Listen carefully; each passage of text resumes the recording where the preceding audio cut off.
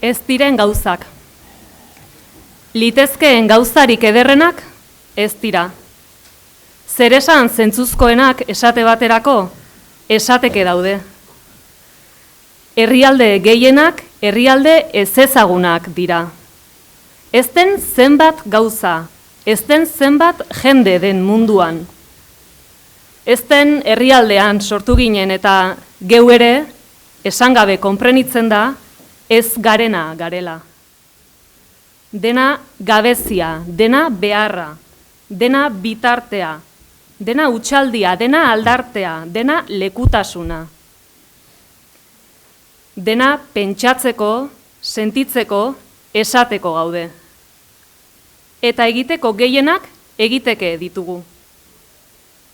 Ez diren gauza asko izen bila dabiltza, ez izatearen humilaziotik ateratzeko, oraindik ez dena egiteko. Ez diren gauzak ere agian badira. Bizitza ez diren gauzez ere osatzen delako.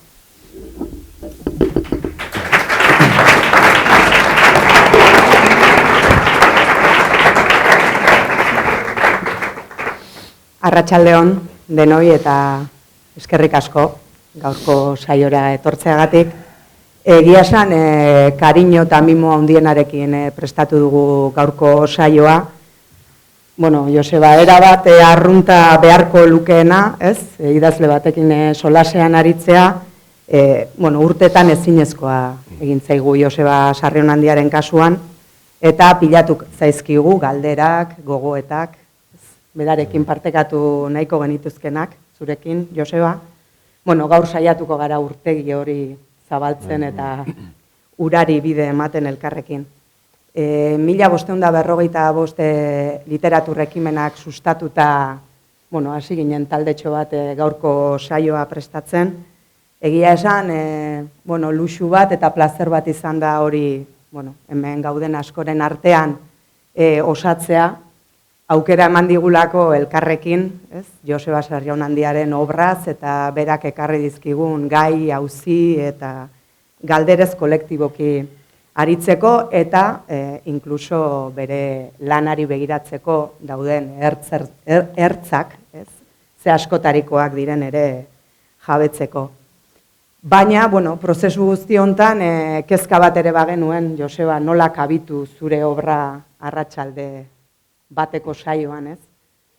Eta hasi ginen zure liburuak mahai gainean jartzen, bakoitzak etxetik liburuak ekarri, errepikatuta zeintzu genuzkan ere ikusten, horrek pistaren bat ere eman zigun, ezagutzen ez genituen batzuk ere ezagutu ditugu, elkartze horretan, baina nondik heldu gaurko saioari, eta jabetu ginen, zure obrak gugan arrasto utzi zula eta arrasto hori modu oso praktiko batean ikusi zitekela eta horiek zirela gure azpimarrak edo gure doblatutako horri ertzak. Gure liburu guztietan genuzkalako arkatzez, boligrafoz dena delako azpimarratutako esaldi, parrafoak eta doblatutako horri ertzak. Hoiekin edo hoietatik abiatuta osatu dugu gaurko saioa, zurekin egin nahiko genuken bide baten helduleku baino ez dena, baina pista batzuk behintzat eman ditzakena, eta saiatu gara azpimarra horiek 8 atetan edo banatzen, eta helburua izango da 8 ate horiek irekitzen hasi eta nora garamatzan gaurko saioak. 8 ate ateri jarri ezin zaion itsasoari. Hori iradokitzen zigun gaurko saioak. Hoxe, nire aldetik. Eta guk 8 ate horiek zeharkatuko ditugu, pixkanaka, baina zer baino lehen, Joseba, egun osoa daramazu Oiartzunen, zen moduz joan da? Oiartzungo aurre eta gazteekin eguna. Oso ondo. Baina, harrituta eta pixkat, harrituta nire hainbeste ikusten ditu liburuak eta hori, eta nik banan egin ditut, da dana bat ere ikusita, ez dakit 40 edo dira, eta Eta batzutan betzoko barkamen eskatu behar dute. Da, ezagun da gainera, ez dudala segula lanik egin, ez. Ordan denbora izan dut idazteko. Ez da, bueno, ordan, eskate... Bai. Ba, hain justu, aipatu duzu, 40 liburu ez ditugu hemen guztiak aipatuko, baino bai, irakurle belaunaldi ezberdinentzat, askok sentitu dugu nolabait iristen zitzezkegula kristalezko botiletan bezala, itsasoan zehar, liburuak, izan poema, itzulpen, ipuin, novela, saiakera, kantu, artikulo forman, eta hain zuzen ere aipatu duzu, hauek guztiak elkarrekin ikusita sentitu duzuna, pentsatzen dut lagunen etxeetan topatuko zenitula, kristalezko botila horietako asko, mezuz beteta ze sentitzen da, batean. Hori, arraroa, ni idazten hasi nintzenean, euskaraz idaztea gauza marginal bazan, ezta? Nire aita, hasi nintzenean idazten esaten zidan aitak, hasi lanean etori ez. Nire aitarekin izan dudan, nire aita zan, gerra zibileko ume bat, 12 urtekein suertatu zen gerran, euskaldun, gerra galdu derrotatu, akomplejatu bat zan, gure guraso gehiena bezala, bildurrarekin bizi zuena euskalduna izatea hori eta orduan, hasi nintzenean euskeraz idazte, baina bildurrez hartu zuen, baina berarekin izan dudan azkenengo konversazioa, duela 4-5 urte hil zan, eta hil baino hilabete lehenago deitu zidan Habanan, hitz egin nuen berarekin telefonoz, da galdetu zidan da, Jose, eta zertan zabiz, eta nik zanion liburu bat amaitu dut, eta literaturako klasea ematen hasiko naiz unibertsitatean, da zazien, baina bierra, lanean noiz hasiko zara. Da hori, ikusten du gero, ni eraren batean ulertzen duen nireitaren pentsaera hori, eta uste nuen gure lana euskeraz idaztea, eta gure borroka pixkan marginala zala, ez genuela ezer lortuko, eta politikaren alorrean gutxi lortu dugu, hori txarrez, edo, ez du konparaziorik lortu uste genuenarekin, baina literaturan lortu dugu behintzat hizkuntza literario bat, euskara estandar bat, gramatika bat, hizkuntza batu bat, edo zein herriren oinarri izan behar dena, eta gainera lenguaje literario bat, lortu da. Eta nire eske, ehundaka eta milaka jende aritu gara lan horretan, ez da? Baina, badago literatura bat, eta, pizkarne, oin arte, banekien zegoela literatura egin bat, eta sistema, enuen ezagutzen, eta bizi nuen gauza fantasia bat baliz, etorri nahi zenean, ikusten du badagoela, ez? Egunkari bat, ni ETB nuen ezagutzen, ETB dago, eta ez da munduko hoberena izango, baina, badago kultura bat, nire ustez botere harremanetan, subkultura bada, euskaldun ona, baina badago subkultura bat gutxienez, ondo antolatua, eta jende oso prestatu eta oso aktiboarekin, ez da? Eta, horrekin, pixkat harritu eta ikusten dut horri, eta, sentitzen dut, horko partaidea naizela, ez da? Zure obra, Joseba, esan bezala, belaunaldi ezberdinek irakurri dugu, baina esango nuke Joseba Sarrionandia personaje bezala ere irakurri dugula, hau da.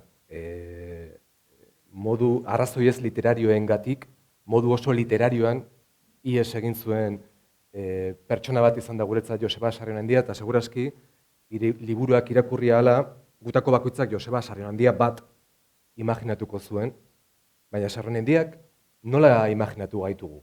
Espero zenuen bezalakoa gara? Bueno, nik Euskal Herria bueltan ikusi dut oso aldatuta, ezta? Euskal mundu hori debekatuta zegoen 70ko hamarkadara arte, ez da, Franco, 80 ja joan nintzen hemendik, eta aurkitu dut beste gizarte diferente bat, da gizarte horretan badaude aurrerapen handi batzuk, adibidez, nik utzi nuen gizartean emakumea bigarren plano batean bizi izan, eta papel sekundario bat zeukan espazio publiko guztietan, ezta? Eta emakumea gaur egun ikusi dut, emakumea gizonaren parean dagoela behintzat gure gizarte normalean, ezta? Eta holako aldaketa handi batzuk ikusi ditut. Da orokorrean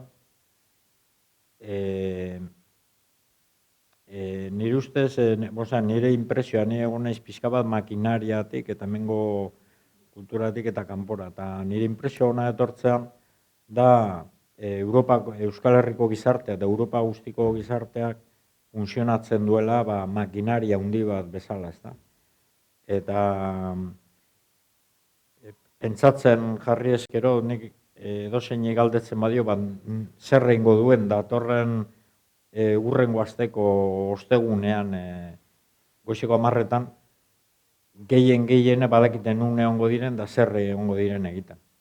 Hori da makinaria itzel bat dagoela oharkabean mundu guztia asumitzen duena eta integratuta da makinaria horretan, ezta? Eta ni natorren nire gazte denbora gizartean ez zegoen, hori rebotatu pilo bat geunden, ez? Da jende asko sistemaren kontra bezala geunden, da asko ez genekien, unibertsitatean hasi ginen sasoian, batzutan joaten ginen unibertsitateara, da galdut erdi sistematik kanpo bizi ginen, ezta?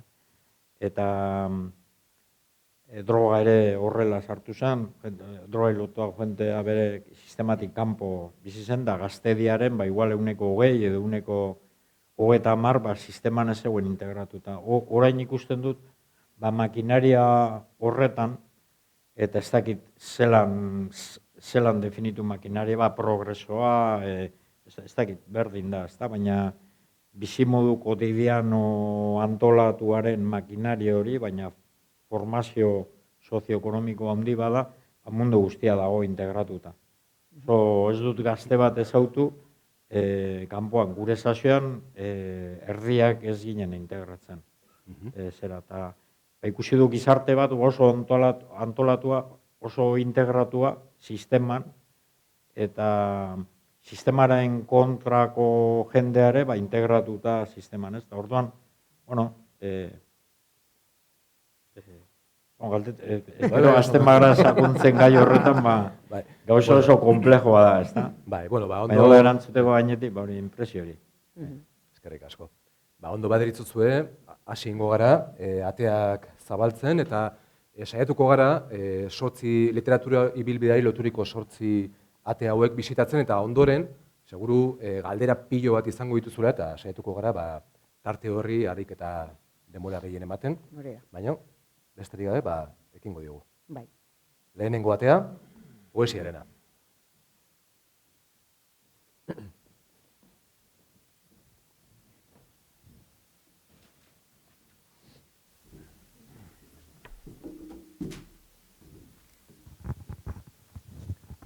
Ilarri izkribua 3. Mundua ez ezaguna eta arrotza da beti. Txipia gara, orain ere aurrek ez dala kexatu nahi genuke. Hemen hotzak nago, ama.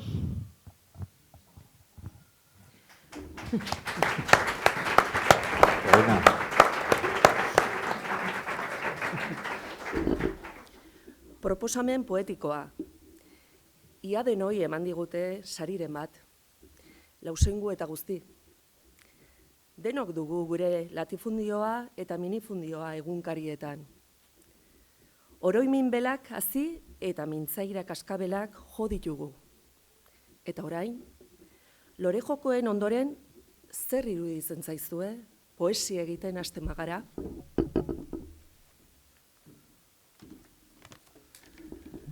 Preso egondenaren gogoa.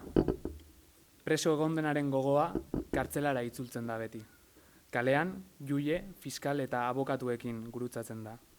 Eta poliziek, identifikatu ez arren, beste inori baino gehiago begiratzen diote. Haren pausua, sosegatua ez delako, edo sosegatu egia delako. Haren bihotz barruan, betirako, kondenatu bat dago. Joseba, idazle izan denaren gogoa liburura itzultzen da beti. Nola ikusten dituzu aspaldiko testuak? Gertu sentitzen dituzu ala urrun? Nireak. Bai. Ni normalean idatzi dut eta nire liburuak ez gustatzen. Ordan ez dut nire gauzak ez ditut irakurtzen, ezta, eta beste idazleenak bilatzen ditut, eta normalean nire idazkeratik pixka bat bestelakoak, ezta, interesatzen zaizkit, ezta. Orduan, nik idatziteko gauzak ez ditut, ez dira nireak esateko, ez? Gero gauza batzukin gainera, esateko poesia batzukin, ejemplo bat ipintzeko, ez? Lehenengo liburuan idatzi nuen bi poemen arteko horria betetzeko olako tonteria bat, marraz ilustrazio modukoa dena, ez, lili bat, eta nire handi denporara Mikel Laboak aukeratu zuen testu hori, niretza zan kaligrama bat ia, ez, palindroma bat bezala lehitzen dela beti gora goiti berantzera, niretzat joku bazalan, horria betetzeko ilustrazio bat bezala. Mikel Laboak hartu zuen testu hori, eta abestia egin zuen, eta ni bintzat sentitu nuen kriston lotza, ze pentsatu, abesti maravilloso bat, letra txar batekin, nik egin du letra edo, eta orduan nire testu egiko harremana pixka bat arraroa da, hor dago eta ez dira nireak, ez, edo ni disfrutatuko nuke asko ez balira joango nire izenarekin, ez? Bestela, arduradun bezala naiz eta edozein esan dizako, hau esan zenuen, eta bai, gauzak esaten dira noizbait, kontesto batean eta hori, eta, nik testo batzuk esplikatu ditzaket eta motivazioa eta hori, eta, baina batzutan, beste bizitza bat izan dute, ez da. Adibidez, testo hori, Mikel Laboaren problema da. Eta poesiaren kasuan, Joseba, nondik idatzi izan duzu? Burutik, esan dezagun diskursotik edo tripetatik, non kokatuko zenuke poesia idazteko bultzada hori? A ber, ni izatez oso razionalista naiz. Eta badago jendean egizutzen dut lagunak, hori tripetaki, edo pixka bat, psikologiaz, jente osoa edo deitu daitekena dana, eta ni oso pertsona lasaia naiz, eta oso razionalista, da asko pentsatzen ditut gauzak, eta normalean, uste dut, poesia ere ikuspegi razionalista, oso razionalista batetik egin dudala, pentsatuta, eta hori, gehienak, ez, gero hori da gauza bat, beste bat ona diren edo txarra, edo nola ulertzen diren, ez. Gero poesian gertatzen da, poesia da ambiguetatearen generoa, ez da. da esperimentu bat bezala, bai hizkuntza aldetik eta bai kontenidu aldetik, eta igarkizun bat bezala planteatzen da, ezta, genero moduan. Eta zer gertatzen da, lana, benetako autorea, poesian batez ere irakurlea izan bar dela. Ne planteatzen du, enigma moduko bat testo batean, orrialde batean, idatzita dago, ez da behingoan ulertu beharrik, suposatzen da irakurleak behin eta berriz, lana ematea arren, baina suposatzen da pentsatzeko gaia direla, ezta? Eta orduan, pentsatzen dute poesian batez ere autorea irakurlea dela, ezta? Benetako autorea bat, enigma bat, periodikoetan egoten dira kruzigramak edo igarkizuna, holako lan dala genero bat, holako proposamen bat daukana, ezta? Novelan autorea da agente totalitario bat, ez dana esplikatu beharrean aurkitzen dana poesian, joku bat proposatzen zaio batez irakurleari, berak interpretatzeko testu ambiguo bat, ezta? Eta, Bai, justu etorri zait burura lehen aipatu da hori, ez? Poema berdinan aurrean, hain zuzen nola taldea elkartu geanean, bakoitzak nola irakurri duen poema hori, ez? Hori etorri zaite orain gogora. Eta, Lili bat aipatu duzu eta iruditzen bazaizue bigarren atea zeharkatuko dugu. Kantuena.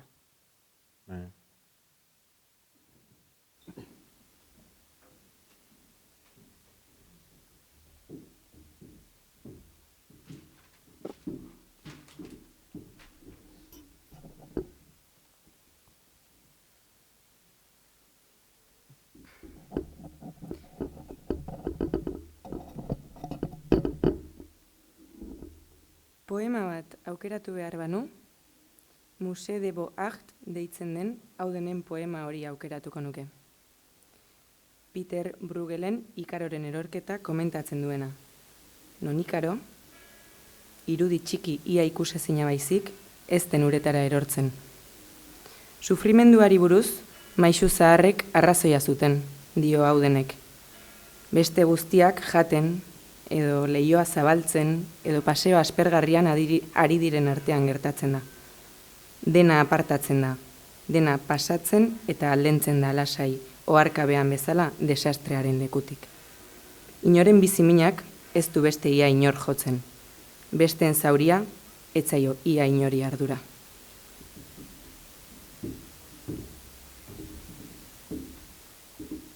Harriak eta herriak.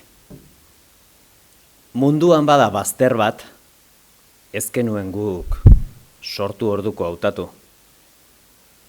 Munduan bada bazter bat, gure herria erizten dioguna. Eta mundu guztia da gurea, gure herria geurea bada. Baina guk, harri bustiak sartu genituen gure boltsillo zulatuetara. Egin genuena, etzen beti izan egin behar genuena. Hildakoak eta distantziak ugalduz joan ziren. Eta gure herriaren 6.000 alakoa den mundua mugarriz pikatuta dago. Mugetan, Henry Russo aduaneroak nondarrak garen eta noruntz goazen galdetu ezkero, gure harri bustiak erakusten dizkiogu. Ezen eta harriak ditugu. Harri hau, uharri hau, ikusten duzu? Halakoa zen gure etxea. Inungo lur neurtzaileak. Ez den herrialdearen kartografoak gara. Egunak atzoz bete zaizkigu. Geure oinen bila gabiltza. Gogoratzen duzu galdu genuen aintzinako sorterri hura? Harriak ditugu, baina ez dugu herririk. Harriak ditugu boltsillo zulatuetan, baina ez dugu inon eraikiko betirako etxerik. Harriak ederragoak aldira arresian. Joseba, zure poemak kantatuak izan dira, baina sortu dituzu kantuetarako letrak ere berariaz. Zenolako aldea dago baten eta bestearen artean? Ustez, kantua eta nik egiten dudan poesia mota oso diferentea dira. Kantua ulertu behar da, kantua da, pasatzen den uso bat bezala, eta ikusi behar da. Idea bat edo izan behar du abestiak, normalean estribillo horretarako dago, errez konprenditzekoa, ez da. Eta kantua normalean da konzeptu bat, uso bat ikusten den bezala edo enara bat ikusten duzuna. Eta nire ustez poema oso, ni bentsat oso bestelako ikusten dut. Poesia nire ustez da espazio experimental bat eta alderantzizko zera da hizkuntza asmatzea bezala, gero edozelako ateratzen da poema, baina abia puntua da, ez dakigu hizkuntzarik, ez dakigu mundua zer dan, ez da. Eta hasiko gara hizkuntza asmatzen. Eta hasiko gara mundua ohituraz beteta dago hori, eta poesia da kontrakoaren ohitura ez denaren oharmena, ez da. Eta niretzat poesia normalean gauza enigmatikoa bada. Kantua normalean idea argi bat izan behar du ulertu alizateko, ze behin irakurtzen da. Eta nire ustez, poesia idatzia, poesia idazteko, irakurtzeko egin dut. Eta nire ustez, nire poesia edo bentsat nik imaginatzen duen irakurlea, da irakurle bat irakurtzen duena testua, eta ez duena elementuak falta dituena, enigma bat planteatzea da testua, orduan berriz irakurtzeko testua dira. Enigma moduan da testu ambiguoak eta soluzio gabeak, eta hori, irakurleak idatzi beharrekoak. Ez da irakurri, baina idaztearen zentzuan, zeraren batean, bere lana da, pentsatzea horrematen den enigmani buruz edo materialari buruz, ez da. Orduan, nik bi genero edo netzat diferentea dira. Zer gertatu zeit niri, testoekin zer gertatu da, abeslari batzuek, Mikel Laboak eta Ruperrek, hartu dituzte poema batzutan oso komplikatuak, abestia egiteko. Batzuetan abesti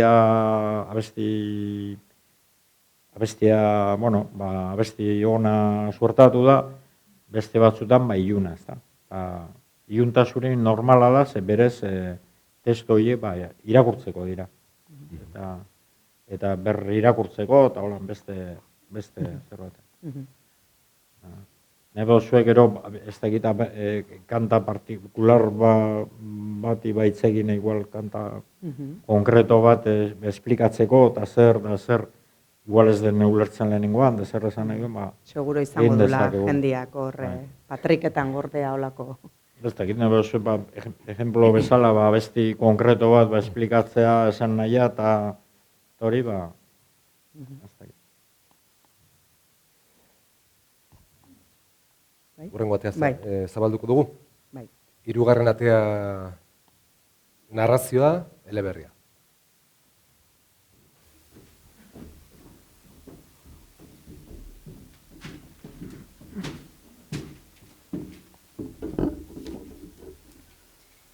Mapa izanik ona naiz liburutik, aurren zerriborroak. Mapa miresgarria iruditzen zait, ez den gure herriaren mapa delako. Gure herria gurea ote da, gure herria herri ote da. Hori, horko mapa horretakoa gure herria balitz, mapa miresgarria litzateke. Baina Euskal Herririk ez balitz, aurre eskuren batek lapitz gorri zirriborratuta baizik ez balitz, mapa hori are miresgarriagoa litzateke.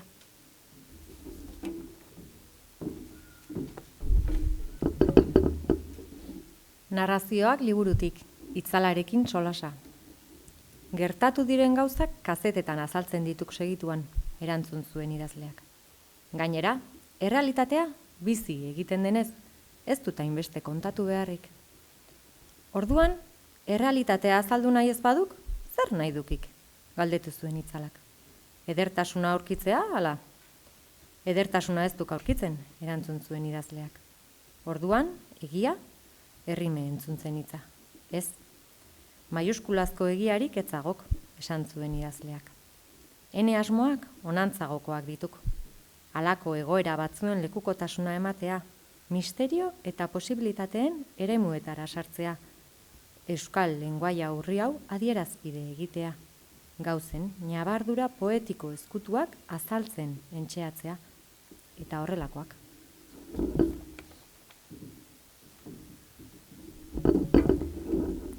Lagun izoztua. Gure madarikazioa dun.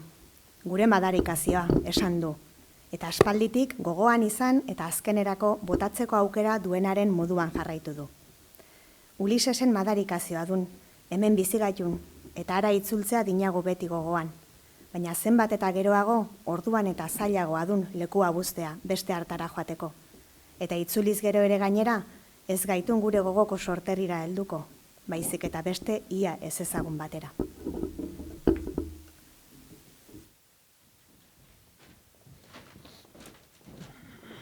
Joseba, itzalarekin solasean jarraitzen aldezu edo, ze esateizu zure gaur egungo itzalak? Bai. Ez, bueno, ez dakit, orain, hemen bizi izan diren idazleen kontrana, normalean bakarrik ibili behar izan naiz eta bakarrik idatzi. Eta orduan, nire interlokuzioa urtetan mintzat nuen ez izan hemengo harreman, apenas harremanik hemengo gauzekin, hori, itzalarekin, bueno, zer neure buruarekin da. Orduan, euskera bera ere eta euskal mundu hori da literatura bihurtu zen, nire barru elkarrizketa bat bezala, edo barru abesti bat, edo barru monologo bat, edo elkarrizketa bat, berdin da, holako zerbait, ez da. Dena dela, nahi gauza bat esan nahi dute narrazioen buruz eta esplikatzeko, liburu diferenteak aipatu dira, ez da. Eta liburu bakoitza idazten da, gerra bat egiten dan bezala, helburu batekin, estrategia batekin, eta medio batzukin, eta hori. Eta nik denboran, helburu diferenteak izan ditut idazteko orduan, medioak ere diferenteak, eta hori. Eta esplikatu nahi dut, adibidez, itzalaren ipuina narrazioetakoa da, ez da. Orduan, ni idazten hasi nintzenean, Euskal Herrian bazegoen hutsune handi bat, ez geneukan hizkuntza estandarrik, arau ortografikoak ere adostu gabe zeuden, eta lenguaje literariorik ez genuen. Jose Konran imposible esan euskera itzultzea, ez geneukalako lenguajea, eta 80 iritsi ginen, lenguaje hori gabe, ez da. Ordura arte bagenituen idazle handi batzuk, baina hizkuntza bat, bakizue, ez dela dialekto bat, da beste gauza bat. Eta gu bagenituen dialekto batzuk, zuberera, bizkaira, gipuzkera, zera, eta bagenituen autore egon batzuk. Antzinakoak, Xular, Mogel, ez dakit, Lizardi, Gabriel Aresti, Jon Mirande, baina hoien hizkuntza zen linguistikan idiolecto deitzen dena. Pertsona batek asmatutako lenguaje bat ez dela konpartitua, ezta? Eta edozein herrik, edozein hizkuntza behar du estandar bat, hizkera estandar bat. Eta euskera estandar hori, literatura estandar hori, ez zegoen sortuta, 70 hamarkadan. Eta nire idea bentsat izan zen da, nire ustez beste batzuena, importanteena eta politikoki importanteena gure aldetik zala, hizkera literario hori sortzea. Eta nire lana bentsat lehenengo liburuetan, eta lehenengo hamarkada osoan, izan zen lenguaje literario, euskarazko lenguaje literarioa sortzea. Eta nire erabakia bentsat konteniduen aldetik izan zen politikoa egitea. 70 hamarkadan euskal literatura zen hiperpolitikoa. Franco hilda gero eta hori, literatura zen hiperpolitikoa, nire ustez tonteria pilo batean eta gatazka absurdo pilo batean harrapatuta geundan, bat maoista zela, bestea troskistea, bestea ez dakiz zer, atxea bai, atxea ez, eta arazo tonto bi, nire ustez tontoa ziren arazo pilo batean, hiperpolitika batean geunden itotan nire ustez, eta ni bentsat erabaki nuen literatura apolitikoa egitea. Ze orduan errepikatzen zen konpromisoaena, eta ni bentsat ikuspegi guztiz diferentean nuen, eta ni bentsat erabaki nuen egitea literatura apolitiko bat, eta helburu bakarra zan, nire helburu bakarra zan, lenguaje literario zera. Lenguaje literario hori sortzeko nire ustez forma efektiboena zan irrealismoa egitea. Apolitikoa nintzela esan nahi dut, nik politika trasladatu nahi nuela lenguajera, ez? Lenguajea, euskalduna behar dugu lenguaje literario hori zen nire politika. Baina ni baztertu nituen, gu genituen arazo guztiak literaturatik. Gu genuen arazo pila bat sasoi harretan, arazo nazionala, Espainia orain ere bai, baina orduan evidenteagoa zen, Espainiaren zapalketa, ez da, zegoen nazio arazoa, zegoen klase krisi ekonomiko sasoia zen, arazo laboral pila bat zegoen Elizaren zapalketa, Elizaren imperio hori, zegoena gure bizitza kotidiano, gure gurasoen bizitza kotidiano guztia inbaditzen, modu agresibo batean, zegoen ematen du Eliza gauza zer bat, baina gure ume denbora guztia determinatuta egon zen, mehatxu ikaragarriekin, infernua, pekatu hori gira, esan terrorezko kosmobizio bat, jasan genuena ume denboran. Gure gazte denbora horretan zegoen drogaren, droga gertu zen, guk askatasuna nahi genuen, eta orduan askatasun forma bat droga zan. Gero konturatu ginen, lokarria handi bat zala, eta ze ondorio zituen. Zan nahi dut, 1000 problema genituela, ez? Eta nire erabakia behintzat izan zen, normalean, konpromisoa hitzaiten, nire jarri izan zen kontrakoa, eta literatura fantastikoa egitea erabaki nuen, eta gainera estereotipoak erabiliz. Orduan narrazioetan eta gero, serie bada, 3 liburu dira, Atabala eta Euria, eta Iparraldeko Orduak, nire plantamentu izan zen irrealitate, nire ipuinak ubikatzen nituen, bat Txinan, bestea Nueva Yorken, bestea Noruegan, eta bestea, ez dakit, leku irrealetan. Zerratik, nik ipintzen banuen langile greba bat, Durangon, 80an, benetan realismoa egin nahi banuen, benetan erabiltzen zen iskera azaldu behar nuela, pentsatzen nuenik. Eta lenguaje literario bat asmatzeko, hizkuntza bat asmatzeko, zen orduan guk Euskaldunek nazio bezala pentsatzen nuen hizkuntza bat eta lenguaje literario bat sortu behar genuela, irrealismora jo nuen guztiz, ezta? Eta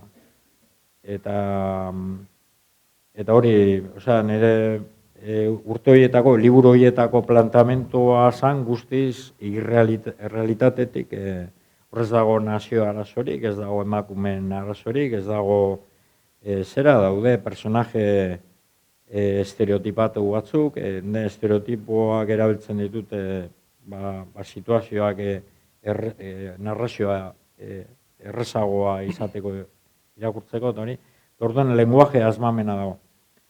Lenguaje edo hizkera berri baten, gero hizkera horrek, ez nire liburuengatik, baina gehiago Bernardo Atxagaren liburuekin, Zaizar Beitoren liburuekin, Koldo Izagirre, da idazle edo 200 idazle egon ziren lanean 80ko hamarkadan batez ere, eta 80ko hamarkadan lortu zen lenguaje literario estandar bat. Kultoa, ahozko hizkeratik oso urruna, kultista, baina hori gelditu zaigu estandar bezala, eta Roland Barthesek literaturaren edo idazkeraren 0 gradoa deitzen duena, ezta? Eta bueno, hori egin duen. Idea horrekin idatzi nituen liburu horiek. Gero, pizkaute, harinez igual, rolloaz, esplikazioa egiten, ze bestela goza detailekin igual ez da ulertzen hori. Ni behintzat, sentitu nuen, 80ko hamarkadan, ja liburu guztiak, ja hizkera hori, hizkera adostu hori sortuta zegoen, 80ko hamarkadan ja hemen egunkaria sortu zen, eskoletatik zabaldu zen euskera, beste forma askotan ere bai, eta 80ko hamarkadetik Euskaldunek badaukagu literatura estandar bat, eta literatura, hizkuntza estandar bat, eta literatura egiteko oinarri 0 gradu bat, ezta? Eta orduan nire plantamendu, nire ikuspegi literari aldatu zen, nire idazkera, eta pentsatu nuen beste gauza batzutan, ezta? Eta zertan pentsatu nuen, 80ko bukaeran alderantziz egin duen, hizkuntza eginda dago, nik ez dakit behintzat gehiago aportatzen, jakin banu, asmatuko nuen enekien gehiago egiten hizkuntzaren aldetik, eta orduen niri, gaiei buruz hitz egin behar du, gai batzuei buruz, ezta? Eta orduen hasi nintzen literatura errealista egiten. Igual irakurleak ez du bereizketa egiteko elementorik baina, nire bentsat hasi nintzen bestera batean. Orduan, epatu da, Lagun izoztua, Lagun izoztua niretzat da novela realista bat, horrari naiz esplikatzen gure herriaren egoera, eta gure patua edo gure herri nora eza, eta hori nahi dut esplikatu, ezta? Eta orduan nire helburua da gaia esplikatzea. Esplikatu nahi dut, ikuspegi diferentearekin egiten direla gauzak, ezta? Eskerrik asko, ondo baderitzozue, laugarren atea joko dugu. Literatura hibridoa edo deitu duguna, atrebentzia guztiarekin, hitzen ondo eza, akordatzen, marginalia, horiek ekarrena izan ditugu, generoetan, bere hortan sailkatzen zailak edo, esperimentalagoak iruditzen zitzaizkigulako, beraz, aurrera, irakurleak. Hitzen ondo eza, liburutikan, hitzak. Laburritza laburra da, baina luze hitza ere ez da luzeagoa. Preso hitza askatasunez ibil daiteke lenguaiaren esparruan. Tirano hitzak ez du botere ikaragarririk, baina maitasuna hitzak batzuetan, ustekabean, maitasuna adierazten du.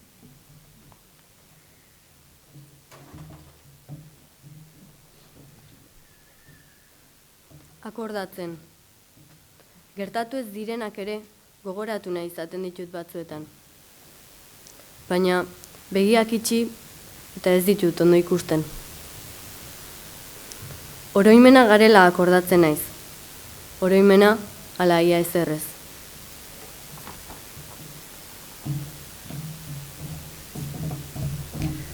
Marginalia. Tortura ezin da den bezala kondatu. Zertan den adierazteko beharrezko diren erreferentzia amankomunak falta dira. Tortura erresistentziaren eta gogo ondaketaren mugaz bestaldean agitzen delako. Sofritu ondoren, deskribatzen entzaiatzen denak sentiberatasun merkea elikatzen ari delako sentsazioa du, eta isildu egiten da.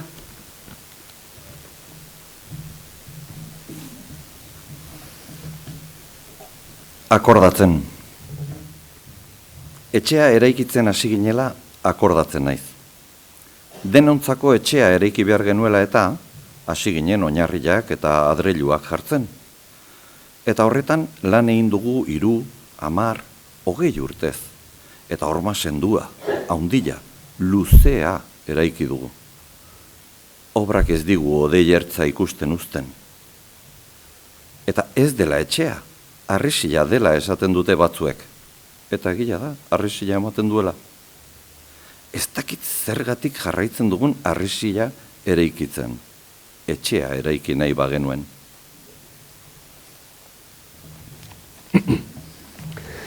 Literatura hibridoa deitu dugun honetan, agian sartu ditugun liburu bakoitzak mereziko luke ate propio bat, zaila da denak zaku berean sartzen, baino bai iruditu zaigu, era honetako liburek agian literaturaren historioan anekdotikoa gotzat jotzen diren formatu batzuetan daudela kanonetik kanpo edozein modutan, ez?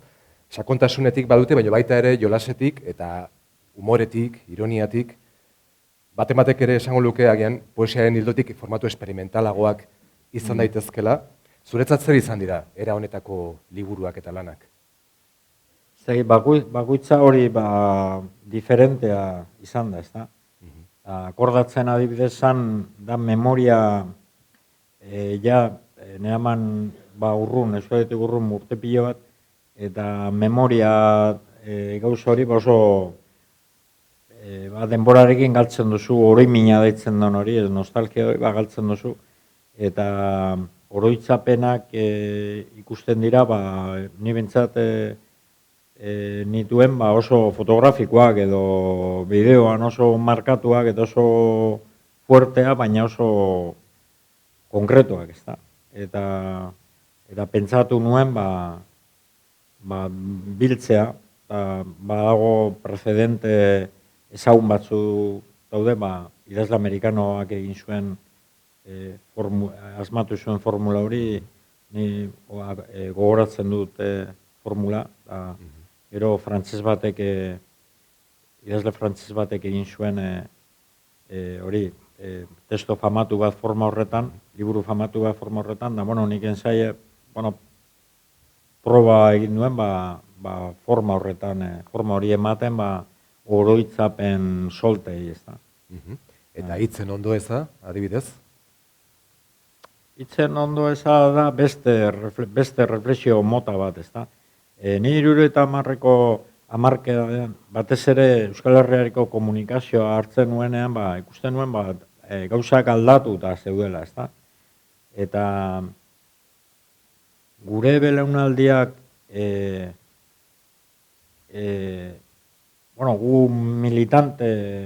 oso militanteak izan ginen, eta gainera gaztediaren porcentaje handi bat izan zen, oso militantea, eta helburu batzukin ari ginen burrukan, ezta? Eta denborarekin niri impresioa zan, geure helburuen kontra bezala ari ginela, ezta? Ustekabean, hiltze bat egiten duzu eta konturatu orduko gakoa bihurtu da, ezta? Eta orduan, niri sensazio hori neukan gure patuaz edo gu nahi genituen gauzen eta burrukan jarraitzen genuen gauza batzuen eta ustekabean beste zerbait bihurtzen zirela, ezta? Eta gero baita ere hitzak alperrik galtzen zirela, ezta? Errepikagatik edo gaizki erabiltzeagatik eta hori. Eta hitzak normalean izan behar dira gauzak argitzeko, baina berdin erabili daitezke gauza tapatzeko. Eta orduan hitzen erabilerarekin, hitz gainera korrienteenak eta hitz importanteenak eman dezagun askatasuna, zer da askatasuna, berdin erabili dezake anarkista batek eta neoliberal batek, ez da? Oligarka neoliberal batek eta zer esan nahi du, ez? Prensa askatasuna esaten da adibidez normalean, eta gaur egun prensa guztiaren jabeak bankoa dira, eta orduan zer da bankuen askatasuna. Osea, hitz hori adibidez ez dakigu zer esan nahi duen, ez da? Eta hori gertatzen da hitze gehienekin, ez? Eta momentu historiko batzutan hitzen balioa disolbitu egiten dira hitzak edo berezko esan nahiaren kontrako esan nahi hartzen dute, ezta? Eta, bueno, zueke ni baino hobeto dakizu, ezta? Gure hitzen eta zeraz. Orduan, hori, hitz guztietaz maitasuna aipatzen du, maitasuna ez dakigu zer esan nahi duen, edo zer esan nahi du. Eta sasio harretan eman dezagun, no nazionalista, ultranazionalista espainolek konstituzioan ipinita dutenek Espainia ezin dela banatu, ez dela ejertzitoa bere burua izendatzen duten no nazionalista, ez da? Nazionalismo ultranacionalista espainoa ez zutenak ametitzen beste. Orduan, nazio hitzak ere zer esan nahi du, ez? Eta niretzat gainera idazle bezala, nire hitzekin idatzi behar du, nire lan materiala da esateko, baina denon bizitzako materiala da, denak hitzez espresatu behar dugu, eta materia oso arraro batekin ari gara lanean, eta hori izan zen motiboa, hitzak errepasatu behar ditut, ez da, hasi nintzen hitzak errepasatzen, edo hitz bakoitzak ze gogoeta sortzen zidan, da, hiztegia joan zen osatzen, humorezkoa neurri handi batean, badaude gauza asko edo hitz manipulazio asko, azkenean txiste bat bezala, txiste bezala baino ezin direnak hartu, ez? Ezin da analisi razionalik egin, azken batean humorez hartu behar direnak, ez da. Hori da, liburu horren motiboa hori da. Eskerrik asko, bosgarren atean, Ainuari Gutunak eta idazlea zeuzara bezalako lanak topatuko ditugu. Zerena? Bosgarren atean, Ainuari Gutunak eta idazlea zeuzara irakurtzen ditugu.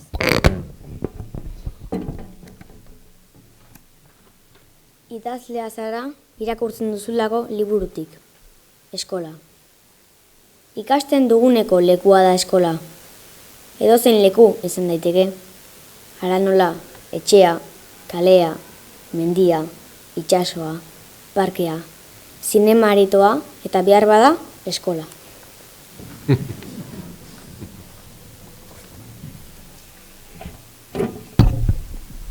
Ainuari Gutunak liburutik, Luma kantaria. Udaberrian, hegoaldetik iparralderantza eta udazkenean iparraldetik hegoalderantza hegazti ugari pasatzen da gure mendien eta herrien gainetik. Hegaztion artean, basate koloretsu bat. Basate horrek ez daki kantatzen beste hegaztiek bezala, baina badu hegaletan luma bat berezia, eta aidean hegatxez doalarik, bere luma horrek soinu fin bat egiten omen du, arrabita batek bezalakoa. Horrela, basate koloretsu hori, hegatxez iragaite delarik, bere doinu ederra aditzen omen da berean. Ifarraldeko zein hegoaldeko elezaharretan, inoiz bere luma kantaria galdu duen basatearen gaia aipatzen da. Basateak ez du luma hori behar janzteko, hegatxe egiteko, baina galdu duela ohartu denean ez du bere bide luzea jarraituko. Bere bidaia utzi eta bere luma galduaren bila jaisten omen da lurrera. Eni iruditzen zait guk ere nork bere luma kantaria dugula. Gure bizimodu arruntaz gainera, gure beste eginbidez gainera, doinu propio bat asmatzeko ahalmena dugu.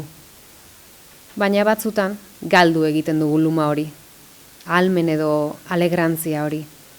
Eta orduan mundutar erori eta goibelegez paseatzen gara ziudadeetako kale arre eta zaietan. Gure luma kantariaren bila.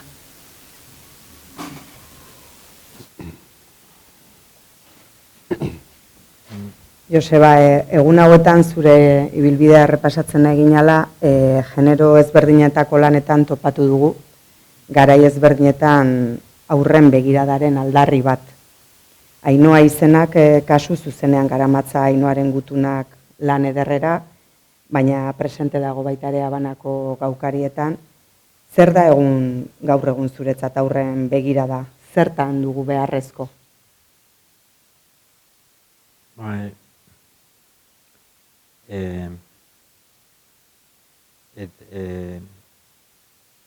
Ainhoaren liburu esplikatuko dut zein den interlokutorea. Zekero, nire ustez, literaturan oso literatura idatzian bentsat oso importantea da nori idazten zaion. Pertsona bat idazten jartzen denean, dauka interlokutore imaginario bat, eta horren arabera idazten du, ezta?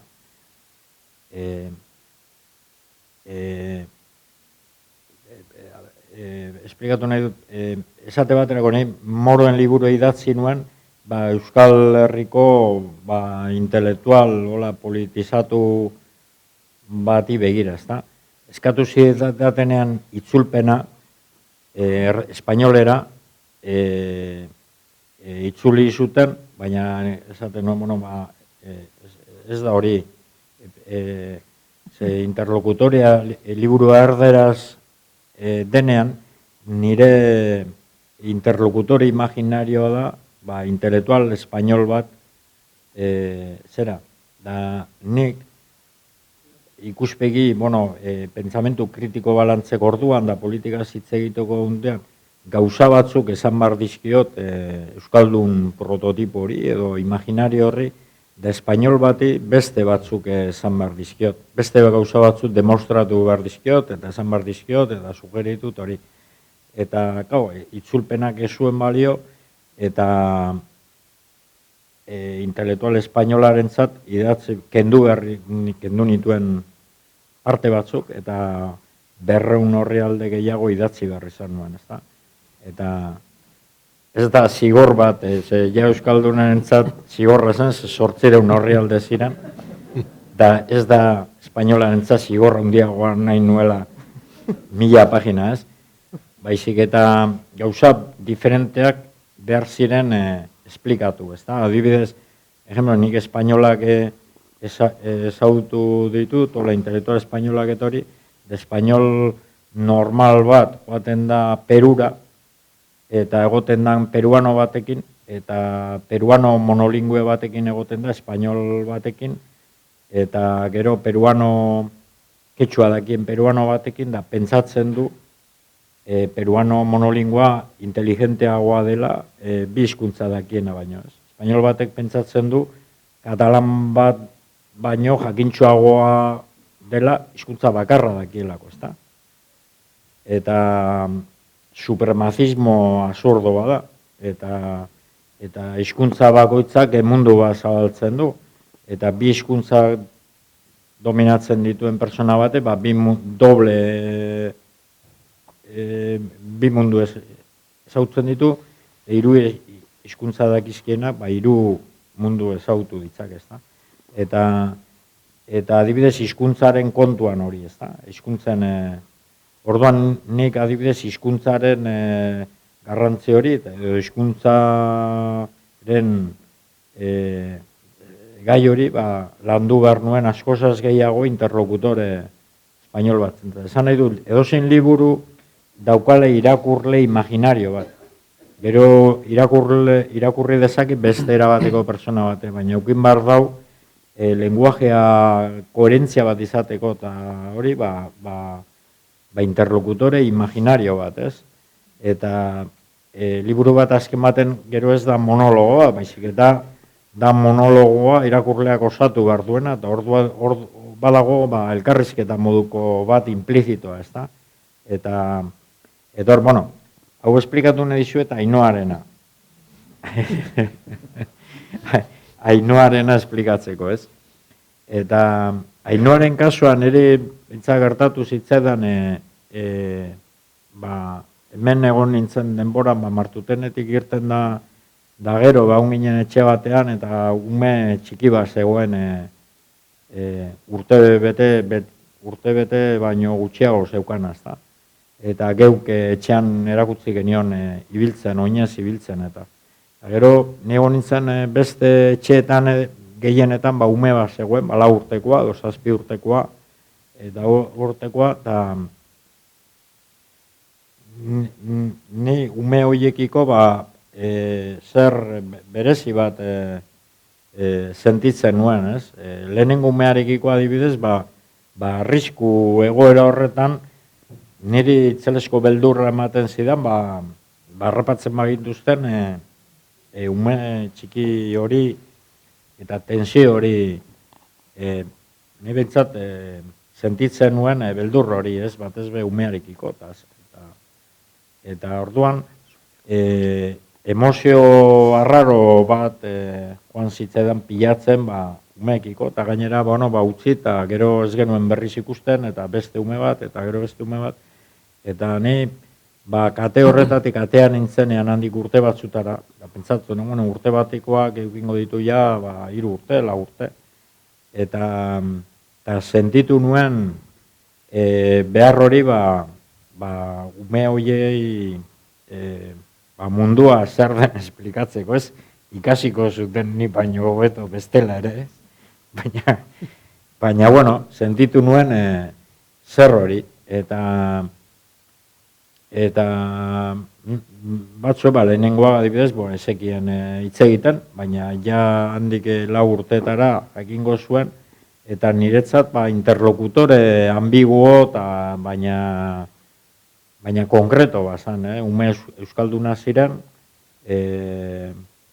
zen ume bat, ume diferentea ziren, eta, hoiei idatzi nien liburu horiek imaginatuz, ez? Orduan interlokuzioa zan ume euskaldun bat, nik ordura arte ezautu ez nuena, zen nik enuen lehenago ezautu ikastolara zikoan umerik, ume euskaldunik, euskeraz irakurtzeko gauza zen umerik lehenago nik enuen ezautu. Eta hor ere apenas ezautu nuen, baina imaginatu nuen euskeraz irakurtzeko ume bat, eta saiatu nintzen komunikatzen munduko gauzak edo gauza kontatzen ume imaginario hoiei, ez da. Detalle bat, gero ipatu duzu Ainoa, beste liburuetan, nik idatzita azkenengo 3 liburuak, Habanako aukariak, horra gertzen da neskato bat Ainoa, baina hori ez du zer ikusirik liburuko arekin. Hori nire alaba da, alaba txiki bat, 5 urtekin tonteria pila bat esaten zuen. Eta orduan da, alaba txiki bat, abana jaio bat hori, eta izena ere, barre egin dezazuen kontatuko dizut, jaiotzeko zegoela, ni nahi nion euskarazko izena ipini. Eta amak nahi zion ipini, izen kubanoek ipintzen dute normalean, teleserietako deitu behar dira, Vanessa, izen hola arraroak, hola fantastikoak. Eta nek esaten nion, deitu Leire edo, Anne edo, euskerazkoa nahi nuen, da behar izitzaion bat ere gustatzen. Baina teleserie espainol batean, Akinoaikin biba uste do deitzen zala, ikusi zuen personaje bat, Ainoa deitzen zala, eta euskalduna zela. Eta nire esan zidan, Ainoa ipiniko diot izena. Da nik esan nion, ez ipiniz, gero jende guztia pentsatuko du, liburu horretako izena ipini dela umeari, baina, esan zidan ez, edo Vanessa, edo Ainoa, eta orduan, enuen bape hori argumentorik izan. Eta orduan izen hori ipinizion, eta hala deitzen da, eta liburuan justo egunkari hori egiten ari nintzela, 5 urteko ume guztiek bezala, gauza desegokiak edo gauza arraroak esaten zituen, ez da, adibidez, batzutan konfunditzen zuen komunista eta kosmonauta. Eta orduan, adibidez ez, hitzoiek konfunditu egiten zuten, da bestearen ordez, eta orduan holako anedota asko daude tartekatuta humorezko zer bezala. Bueno, zemagarren, 6. atea, zabalduko dugu, itzulpenarera. Itzulpenak.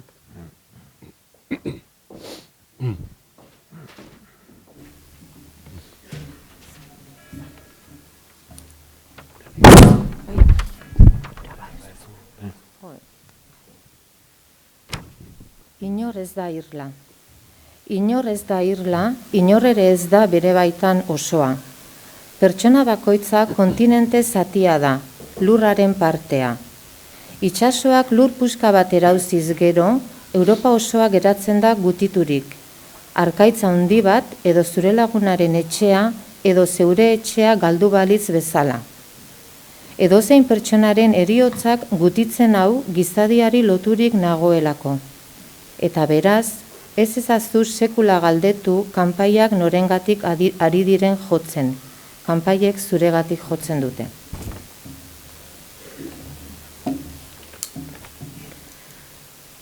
Ene izkribu guziak. Hebreeraz Amxel dut izena, gure amaren aitonak bezala. Ura zen jakintxua ura. Adats eta bizartzuri luzekoa, egunero bainatzen zen ibaian. Neguan ere, orduan aizkoraz izotzean zulo bat irekirik. Liburuak, aizkorak bezala, zulo bat zabaldu behar du gure baitan izozturiko itsasoan. Luzaroan jardunarren ez dut deus erdietxi. Ehortz nazazue strasnitz hilerrian.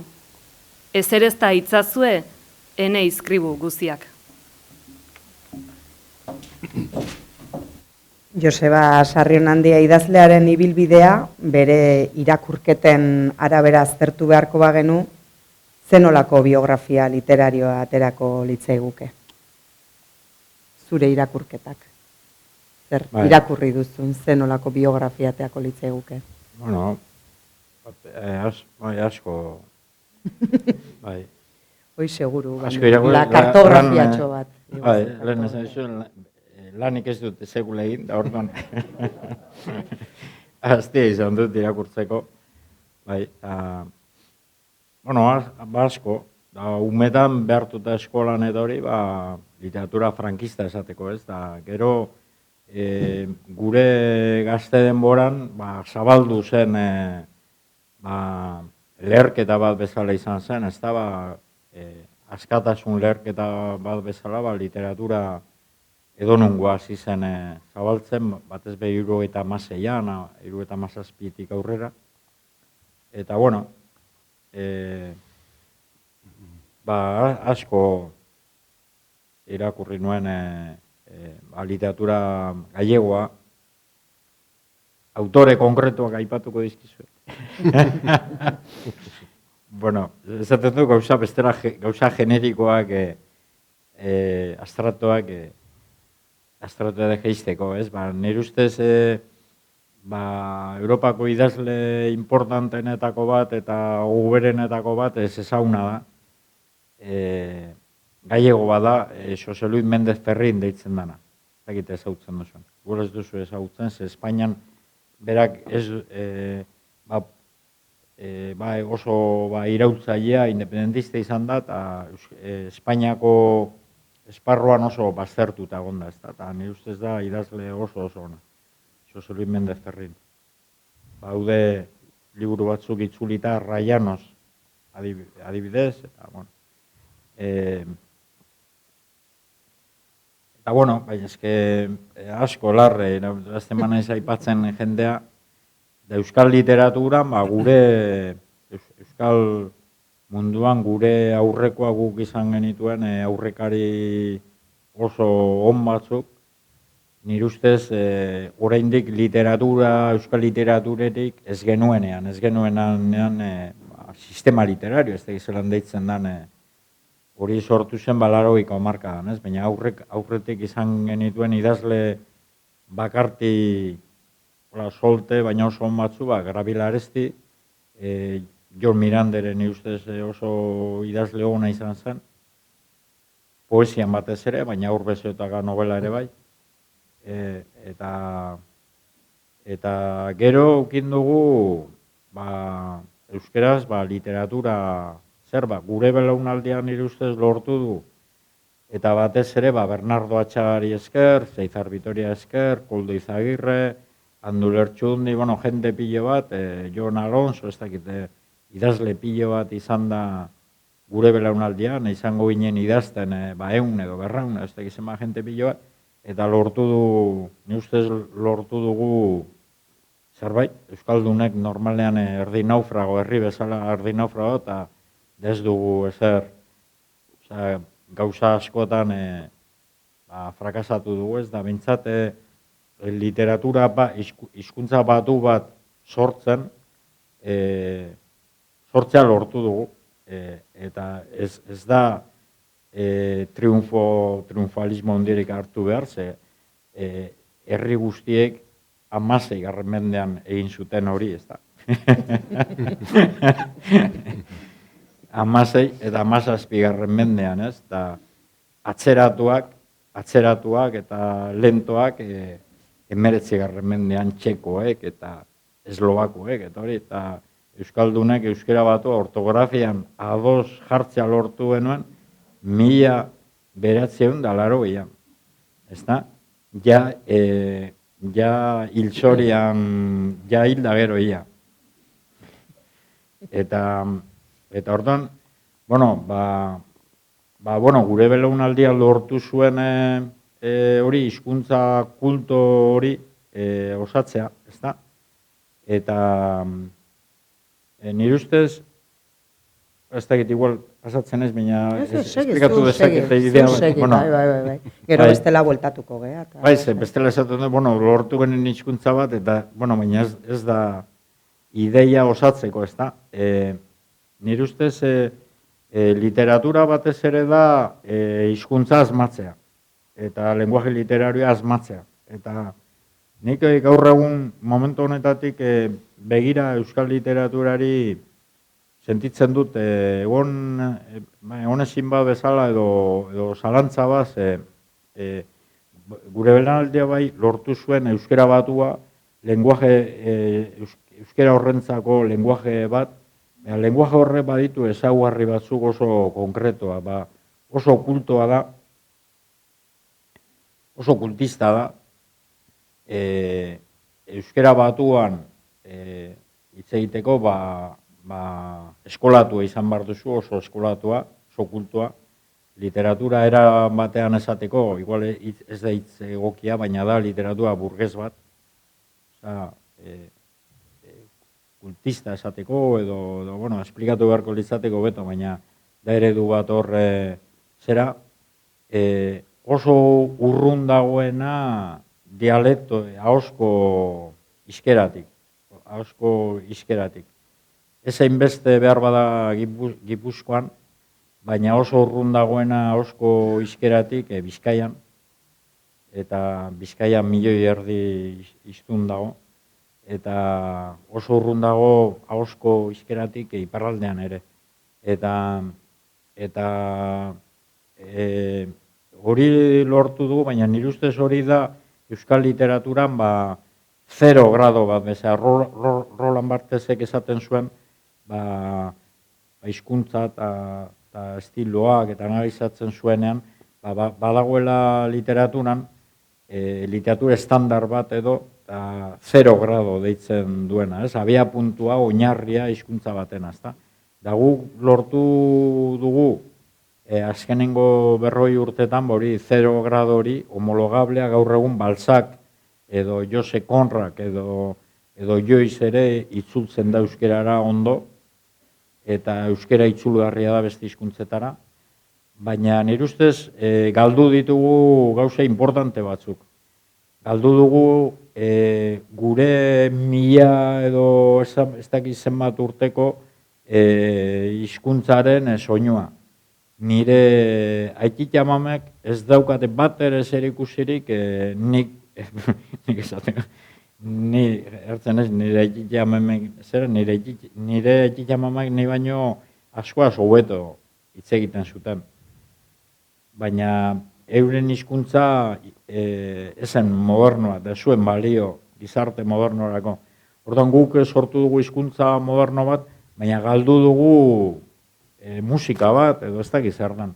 Musika eta euskal literaturan Auspoako liburuetan ikusten dana, liburu askotan, eta ikusten dana han hemenka, ez da. Eta galdu dugu baita ere realismoa, nik esan dizuegu gure kriterioa, oain 40 urte zala, lenguaje literarioa asmatzea, nirea bentsat. Eta ni urrundu nintzen guztiz realismoti, bai gaietan eta bai sasoi harretan.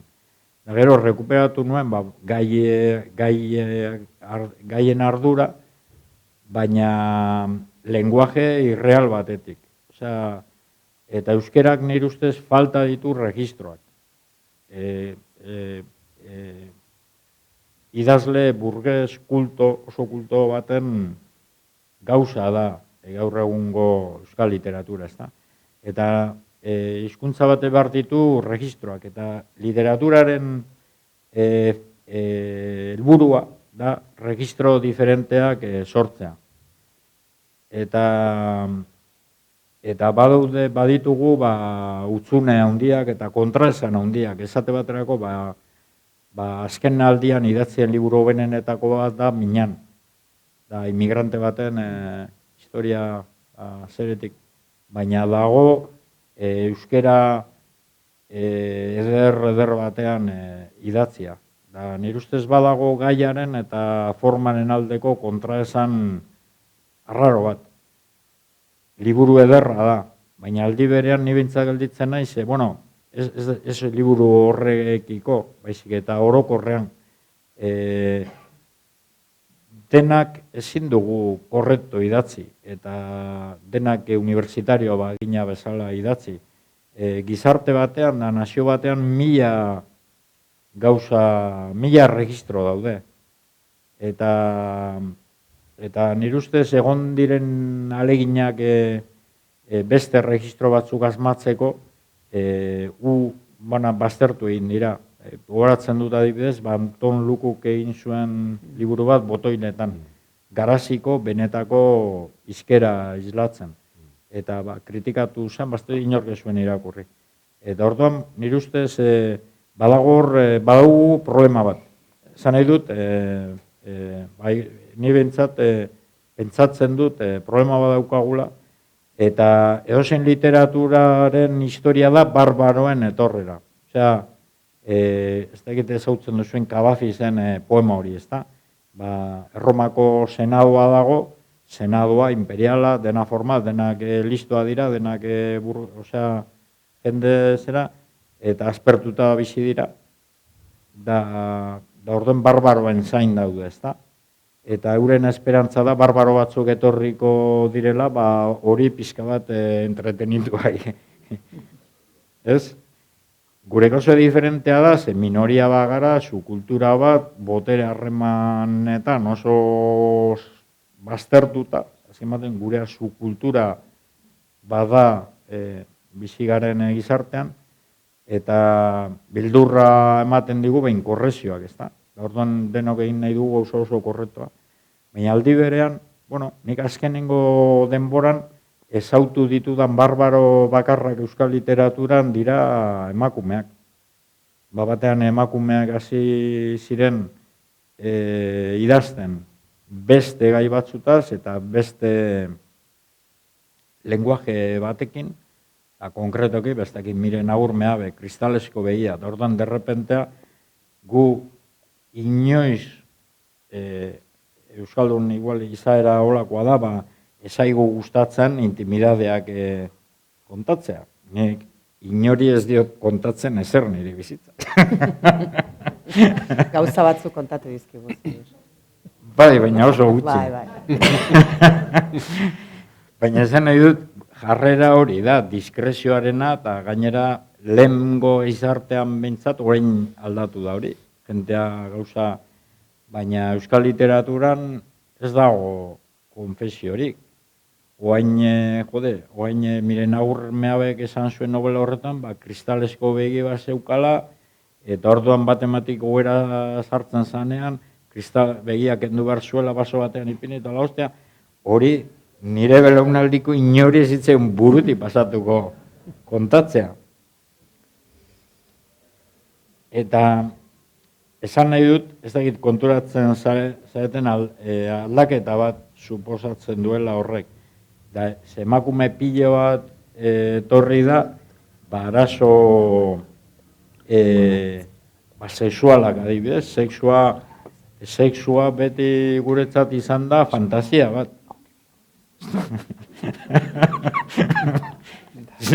Guretzat nahi zentzua, gauza nonbait pasatzen zana, ez da? Ze Jon Miranderi buruzaten zute pedofilo bat zela, baina nire ustez hori hartzen bazuen novela hori fantasia hutsa da. Gizon horrek ametze egiten zuen horrekin. Ez zuen inork luke epaitegira eramango hori idazteatiz, fantasia evidentea da, ez da? Eta euskal literatura, adibidez, sexua beti fantasia bat izan da. Eta emakumeen azkenengo nobeletan ez da fantasia, da intimidadearen zerbait. Eta Aider Rodríguezen liburua, aipatu daitezke hogei gauza, baina Aider Rodríguezen eraikuntzarako materialak, eta liburu eder pile bat publikatu da, eta barbaro, gure estandar 0 grado horretatik apartatzen dana, bai konteniduetan, bai lenguajean, gainera, lenguajea eta kontenidua ez dira gauza separatuak. Nire ustez ezin duzu hitz egin, Bilboko, Basterrauzoko drogadituen bizi moduaz, Axularren euskeran. Ez da, egiten dugu, da egin daiteke, baina, ez da oso naturala. Eta Eta orduan, nik bintzat ikusi ditu, euskal literatura nire ustez da, barbaroen esperoan dagoen literatura bat, eta emakumeak izan dira barbaroak, eta nire pentsamentoan beste barbaro batzuk, adibidez, hemengo poblazioaren erdia inmigrantea da.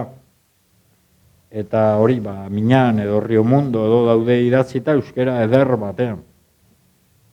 Da nire hori pizka bat arraroa da. Eta sortu behar dira beste registro batzuk. Eta registro aldetik, nire uste euskal literatura, normal egongo da, eta literatura homologabe bada, baina literatura ez dakit zelan esan, pobrea edo nire ustez egiteko dagoena oraindik, ez da? Herri txikia gara, eta politikan ere nire ustez dana daukagu egiteko, ez? Egindako parte asko, gaizki dago gainera. Eta orduan, begin behar da, nire ustez, literaturan ere antzeko zerbait gertatzen da, bai egin dugu, gauza polita egin ditugu, baina, batzu, gitxe hori eta niretzat importantea da, konfektu hori, egiteko daukagula, ez garela kultura normal bat, ez da? Zazpigarren atea zeharkatuko dugu, saiakerarena.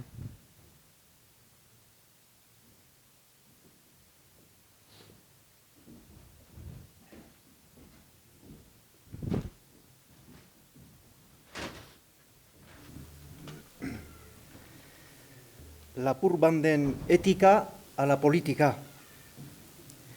Uste dut, etikagatik sartu nintzelani borroka armatura. Barkatuko didazue esaten dudanak, zarata egiten badizue belarrietan. Baina neure egiak azaltzeko idazten dut. Ez entzuten ditudan formak errepikatzeko. Bortizkeriaz inguratuta bizi ginen, eta ezer ez egitea, etan sartzea baino, bortizkeria handiagoa iruditzen zitzaidan. Esan daiteke, biktimismoagatik sartu nintzela, bat ere asmo heroikorik gabe.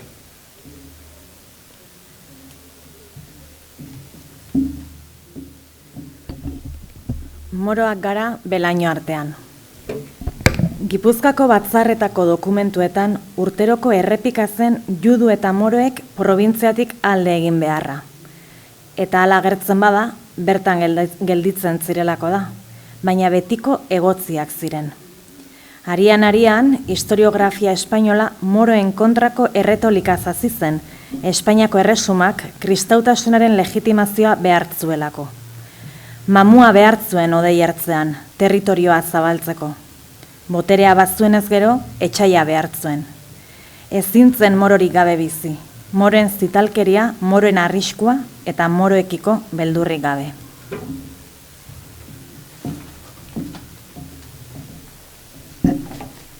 Jakin, aldizkaritik. Espainolak edo frantsesak gara, ez termino elektoral edo termino politikotan.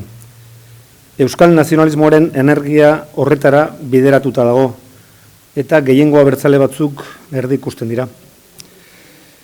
Politika ideologikoki abertzalea haziz joan da, baina Euskaldunen erreferentzia kulturalak eguneroko bizimoduan, kultura orokorrean, kultura espainol komunaren eta kultura frantses komunaren sail regional batzuk dira.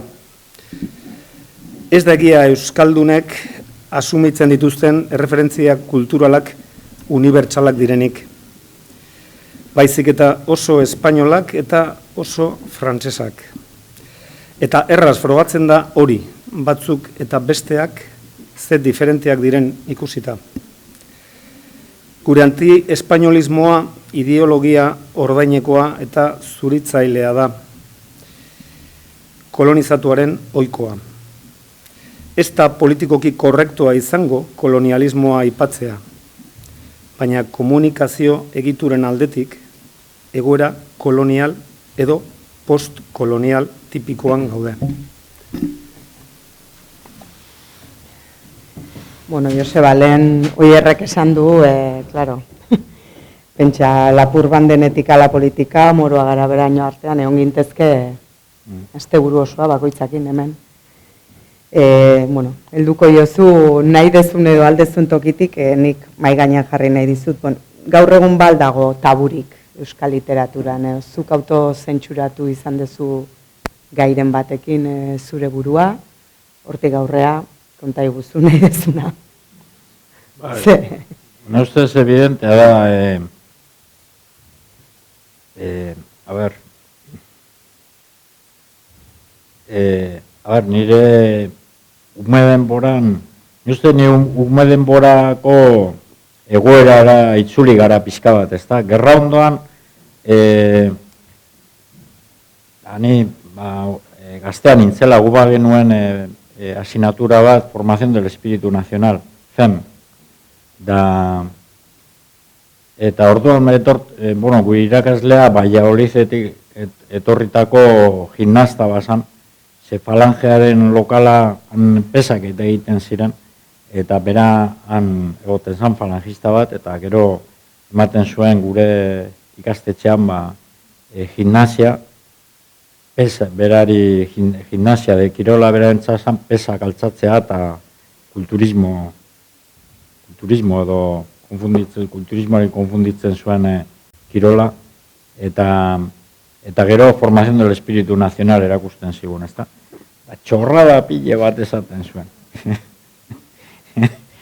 Eta, jode, euskaldunak edo irakurtzen nuen liburuak, euskaldunen zera zan buenismo bat defenditzea, PNV-ko jendea esatezu edo ikusten zana batean, bestean da liburuetan, el padre Onandia eta zeuen Alberto Onandia. Eta Alberto Onandiaren argumentoa zen euskaldunak onak izan zirela beti. Gerran eta Vatikanora joan zirela laguntza eske, eta hori izan Alberto Onandiaren liburuetako eta hori.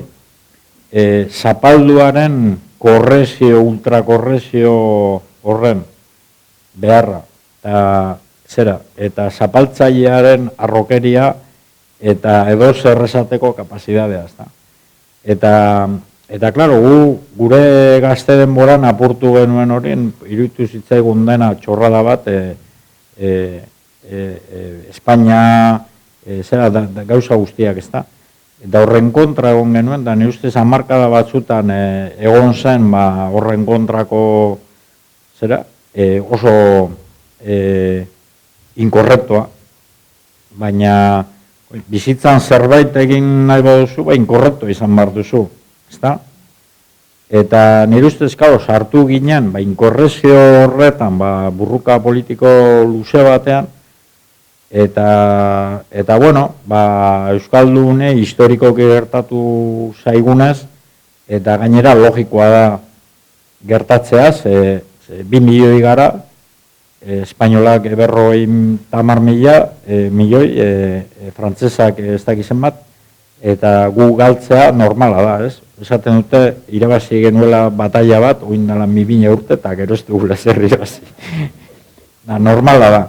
Eta normala da baita ere, resistentzia bat planteatzen denean, gu planteatu genuen, eta gauza pile bat gaizki egin genuen seguru asko, da, igual ez da, oin momentua analizatzeko, gauza pile bat eta okertu ginen, eta burruka, geure arteko burruka bihurtu zen, ez? Eta, bueno, nire burruka denboran, gauza inkorrekto pile bat, euskaldunen artean, dagu militanten artean, manejatzen duen gilipollada pile bat, esaten genituen tonteria batzu, gauza irrealak, tontoak, errelkeriak, pile bat. Baina, bueno, galdu ingenuen berdin da, galdu genuen, eta galeraren ondoren ustez hartu gara beste fase batean, galera hori rekonozitu ondoren, fase oso arraro batera, ez? Eta asumitu da, korrezioaren, baina zapalduaren korrezioa. Euskaldun batek esaten du zerbait, gola inkorrektua eta muga oso estua dauka. Eta ordan ezin dugu ezer esan. Eta orduan, hori da. Eta hori dago, muga hori evidentea da. Euskalduna, alde batetik ez da agertzen inon. Esan nahi dut, espazio mediatiko benetako botere duen espazio mediatiko, Euskalduna ez da agertzen esertarako. Espada, gauza inkorrektuak esateko Euskaldunen kontra. Eta hortan bugu gaude reduzituak, eta elementetako bat da, Euskalduna isilik egon bar dela, ez? Eta nik gogoratzen dut, iraultza frantzeseko esaera da, Frantziako parlamento, iraultza frantzeseko historietan agertzen da, eta tipo bat altxatu zen, iraultza frantzese, da denak, zera zien, esan dut, isildu zaitezte pobreak, ez da. Eta badago agindu orokor implizito bat, Euskaldunak isildu zaitezte, eta katalanak isildu zaitezte, eta hori, ezin da inkorrektu izan da, eskumako jendea edo zer esan daiteke, eta legeek edo zer esan dezakete. Espainiako konstituzioan ipintzen du, gauza zurdo bat, jendea ezin dala autodeterminatu, zaten Espainiako batasuna ezin dala jarrantzan jarriz, da gauza logikoki absurdoa, edo politikoki absurdoa, ze politika zer da jendearen autodeterminazio espada, ez da? Legez ipintzen baduz hori, da gauza inkorrektu, baina horren kontra ezin da hitz egin. Jarri digute, monarkia erregearen kontua, da, txiste, gauza komiko bat, erregetzaren historia guztia, ez? Errege hau, aurrekoa ere izan zen, Alfonso XII, hau izan da disparate bat, da ez dago Alfredo Landa, ez dago beste personaje Espainiako xelebrena ipini zuten errege, ez da? Eta mantentzen da hor monarkia, baina monarkian idea da gauza guztiz antidemokratik, guztiz absurdoa, eta hor dago, eta gero esaten dute, eta erakunde asesino badela, jende pilo bat hil zuenetak, Guardia Zibilak eun bider gehiago hil ditu, Guardia Zibilen historian, eta ematen du, Guardia Zibila dala el río Guadiana, ez naturalizaren elemento bat hor, ez inork ez duen asmatu eta inork ez duela deseingo, ze naturaren partea da, Ejército Española, la Sierra de Gredos, da sistema judicial frankista, oraindik ere mantentzen dena, ematen du hori los picos de Europa. Osea, natura asko gauza bat bezala, eta klaro, horren kontra esaten modu zerbait edo zeinek, ematen du ari dela gauza inkorrekto bat esaten, ez da? Eta, niretzat, muga hoie ditugu, gaude, sistema absurdo baten barruan, orduan, esan dezakezuna, noski dagoela superbaldintzatuta, aldi berean dago normalizatuta eta naturalizatuta, ez? Osea, instituzio hori daude onartuta, erregea, ematen du, antimonarkiko izatea, tipo raro izatea, ez? Raroa da, monarkiko izatea. Ez dago logika minimo, osea, logika politiko inolagoa, justifikatzeko Espainian monarkioa espada Frankoren herentzia moduan, ez da? Eta gero, gauza pila bat dago normalizatu eta hola, ez dakit, absurde iruditzen zait. Ipiniko dizkizuet ejemplo batzuk.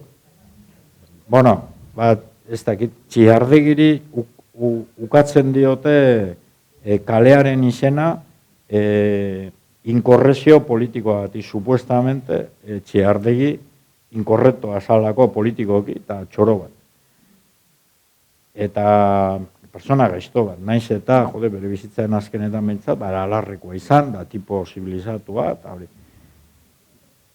Baina Txiardegi, eta plaza txiki badago, Txiardegi deitzen zen baserrikoa, nahi diote ipini zen, eta ukatzen diote, Txiardegi izela, da Txiardegik hartu zuen izena leku horrengatik.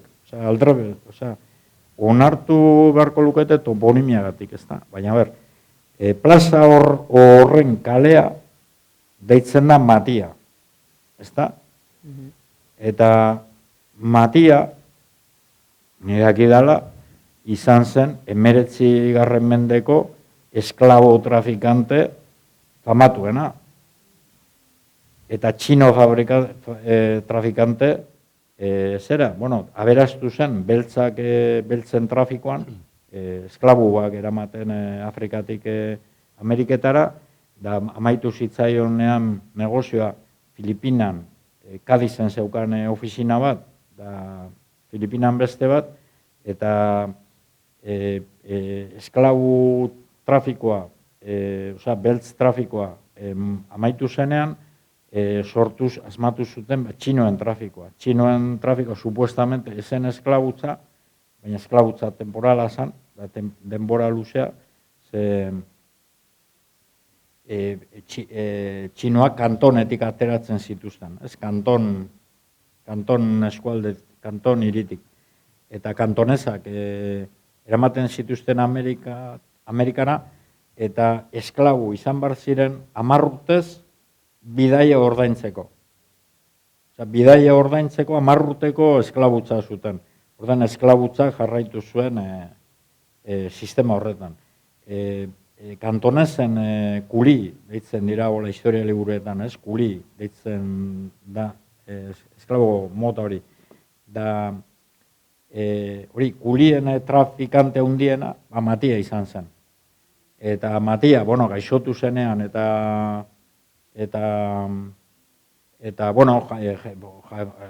jakina erligiosoa zen, da janguikoan sinisten zuen, da mesara joaten zen domeketan.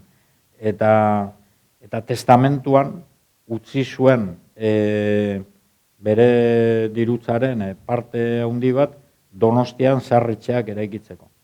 Eta gaur egun uste dut Gipuzkoako zarretzen fundazioa Matia izenekoa dela, ezta? Eta jakina benefaktore handi bat zen.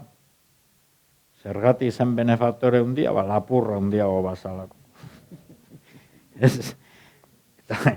Gaurko errek ere benefaktore handia da, ze neska horri eman dizkio 60 milioi. Horren benefizentzia, esan edizuet inkorrezio politikoen zera, ezta? Eta orduan, kriterioak eta dira itzelak, eta ematen du, sasoi historiko honetan, tokatu zaigula zapalduei hori tokatzen zaie, iziltzea. Pobrek isildu behar dute, edo zapalduek isildu behar dute, bestelain inkorrektua dira. Baina esklabuekin badakizu eze pasatzen zen. Esklabuak tontotza eta euskalduna bezala. Euskaldunak espainoletan tontoa dira, bizkuntza dakite. Bilingua, beste hizkuntza bat dakite. Da espainola jakintaz etako behar duzu beste hizkuntza bat. Tontoen gauza da, baina errebindikatzen badute beste hizkuntza hori gainera, gaiztoak dira. Eta zerbait egiten badute, hori defenditzeko modu efektibo batean, psikopata batzuk, ez? Eta gogoratu nahi dizuet, ez zaigula hori bakarrik euskaldunei gertatu, esklabuei ere, hori gertatzen zitzaien, da psikologiaren historian, psikologia klinikoaren historia repasatzen baduzue, psikologia zientifikoa Europan asmatu zen, 19. mendean erdian. Laster heldu zen Estatu Batuetara. Estatu Batuetan identifikatu zen lehenengo sindrome holan estudiatu zena deitzen zen drapetomania. Drapetomania badakizue zer zen, sindromea zera analizatu zen, eta ze gauza arraroa zen, esklabuen, oraindik hegoaldean batez ere esklabu asko zegoen, esklabuen igez egiteko mania hori. Zan da rapetomania. Ze jode, tipak tontoak izateaz ganea. Ze jabeak arduratzen ziren aieta, seguridad soziala zuten, etxea zuten barrakoia lo egiteko, eta gaiztoak izan zitezken, gaiztoak izaten, eta usten zieten gaiztoa izaten pixka bat. Igez egitea psikopaten gauza zen. Eta hori psikologia zientifikoak jaso zuen, ezta? Eta nik adibidez ikusten dut, Espainiako medioetan eta estudio akademiko eskotan, dominazioaren zientzia hori dagoela, ezta? Eta Euskaldunek autodeterminatu nahi izatea, da gauza edozein logikarekin naturalena, hartzen dute psikopatia problema bat bezala, ezta? Problema da, beraien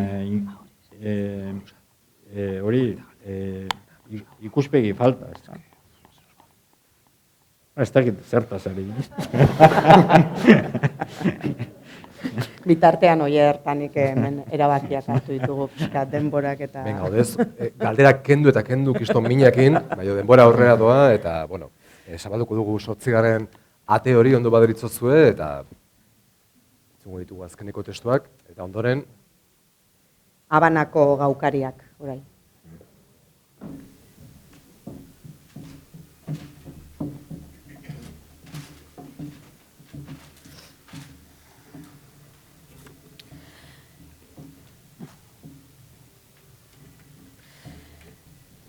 Luzio arrantzalea zen, gauza benetakoen zalea. Pragmatikoa gaur egun esango litzatekeenez. Otarrainak harrapatzera etortzen zen itsasora. Ezin zuen seriotzat hartu bere txalupara sartu zen alpro jaura. Zertara eta koraletako zaldia bilatzera itsasoan. Urpean dabilen zaldia, esan zuen Luziok. Inork ere ezin izango du ikusi existitzen ez dena. Zaldia lehorrean ibiltzeko dago egina. Arnasa sudurretik hartu eta zurda haizetan ibiltzeko. Oinak harrien gainean. Imaginaziozkoak ere badira animaliak, erantzungo zion besteak. Pentsamenduak bultza ditzake zaldiak lauazka.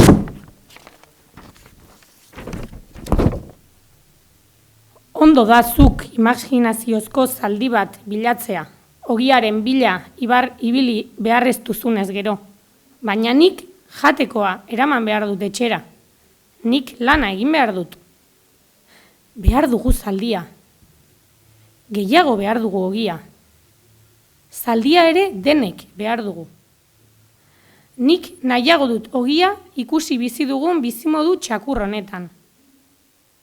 Ogia hase ondoren, zaldia ere nahi izango duzu. Eta uste duzu aleginak merezi duela, pasatzen ikusteko bakarrik, desagertzen ikusteko bakarrik, jakina merezi duela. Eta halako batean, Luziok ere ikusi zuen zalditxo gorria. Belarrietatik buztanerainoko suak hartua bezalakoa. Eta gauzei begiratzeko era ere aldatu zitzaion. Beste gauza batzuk ikusten zituen. Eta itsasora otarrainen bat harrapatzera ateratzen zen arrantzale pobreak ere, sentituko zuen harrezkero beste gose hori.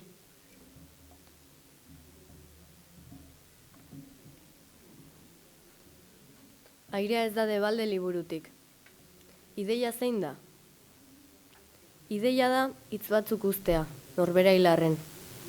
hizkuntza bizirik ustea, bizientzat. Zeure eskuetan duzun hizkuntza hau. Ni igual hilda nagoia, oharkabean.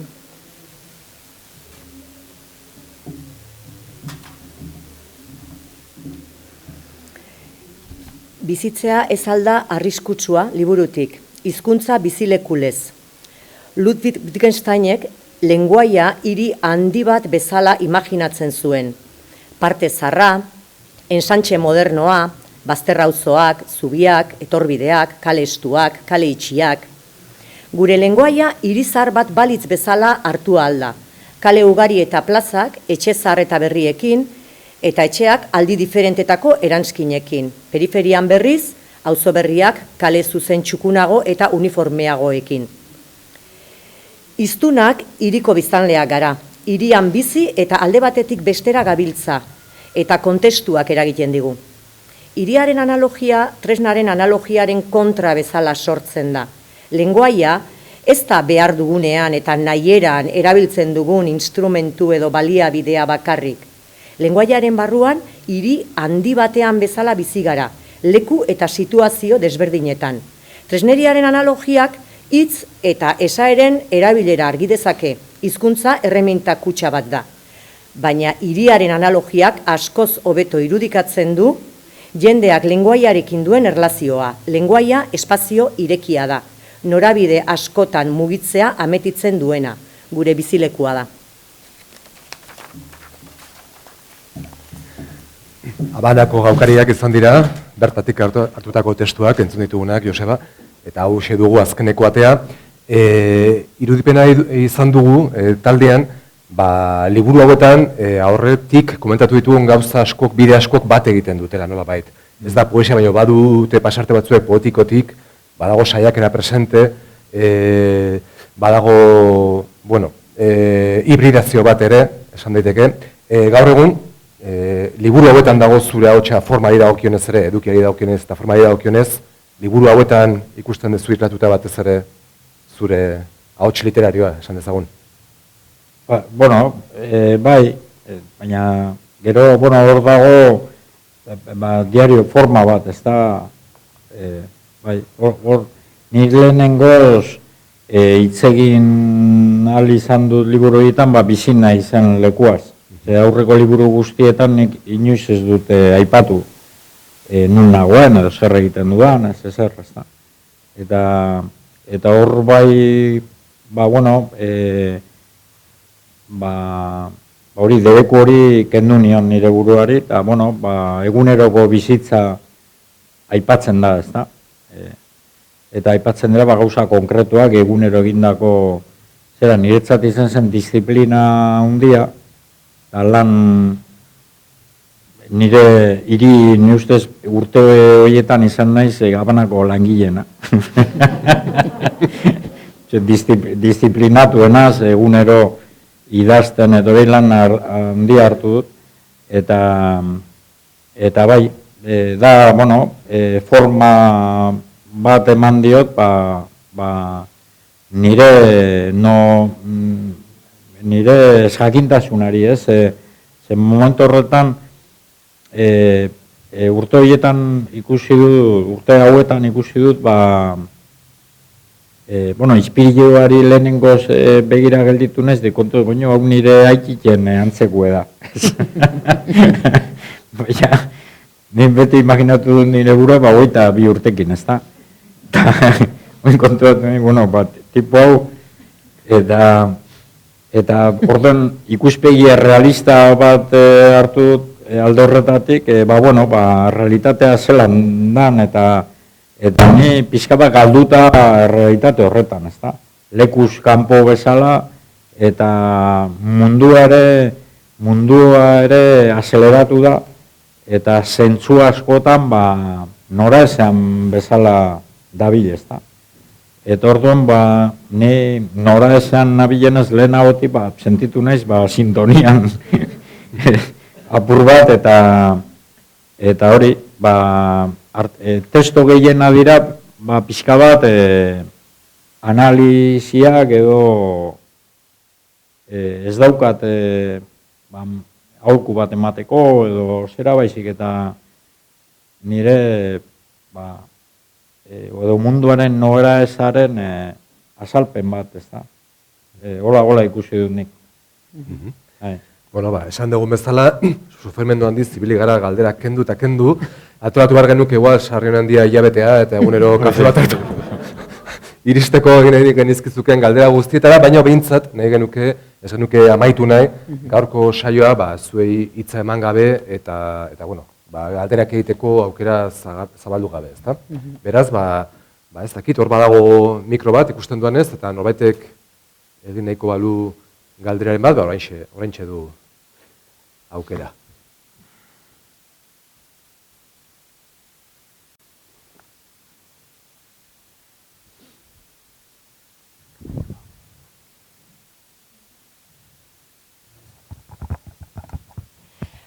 Bueno, nik batxut bi galdera eta ez dakit zein aukeratu. Orduan, bilek botako dizkizut eta zuk gehien interesatzen zaizuna erantzun. Bata da, jakineko artikulu hortan, atjatzen da komunikazio komunitate gisa nazioa definitua, eta zentzu hortan, artikulu hortan, esaten zu ez gehala nazio, ez gehalako komunikazio komunitate edo ez, eta zati hortan, pixkat. Bueno, zure ustez zertan inberko genuke lan edo zer norabide hartu berko genuke komunikazio komunitatioi eraikitzeko. Hoi da bat. Eta bestia da, leno esan zu kantuen atian edo, proposatu kantu bat azaltzeko edo, eta, bada gosariak dizkan, Ines Osinagarekin, Belengo albiztiek, iruditzen zait oso kantu ederra, eta, hoi azaltzea, adibidez. Bueno, biak.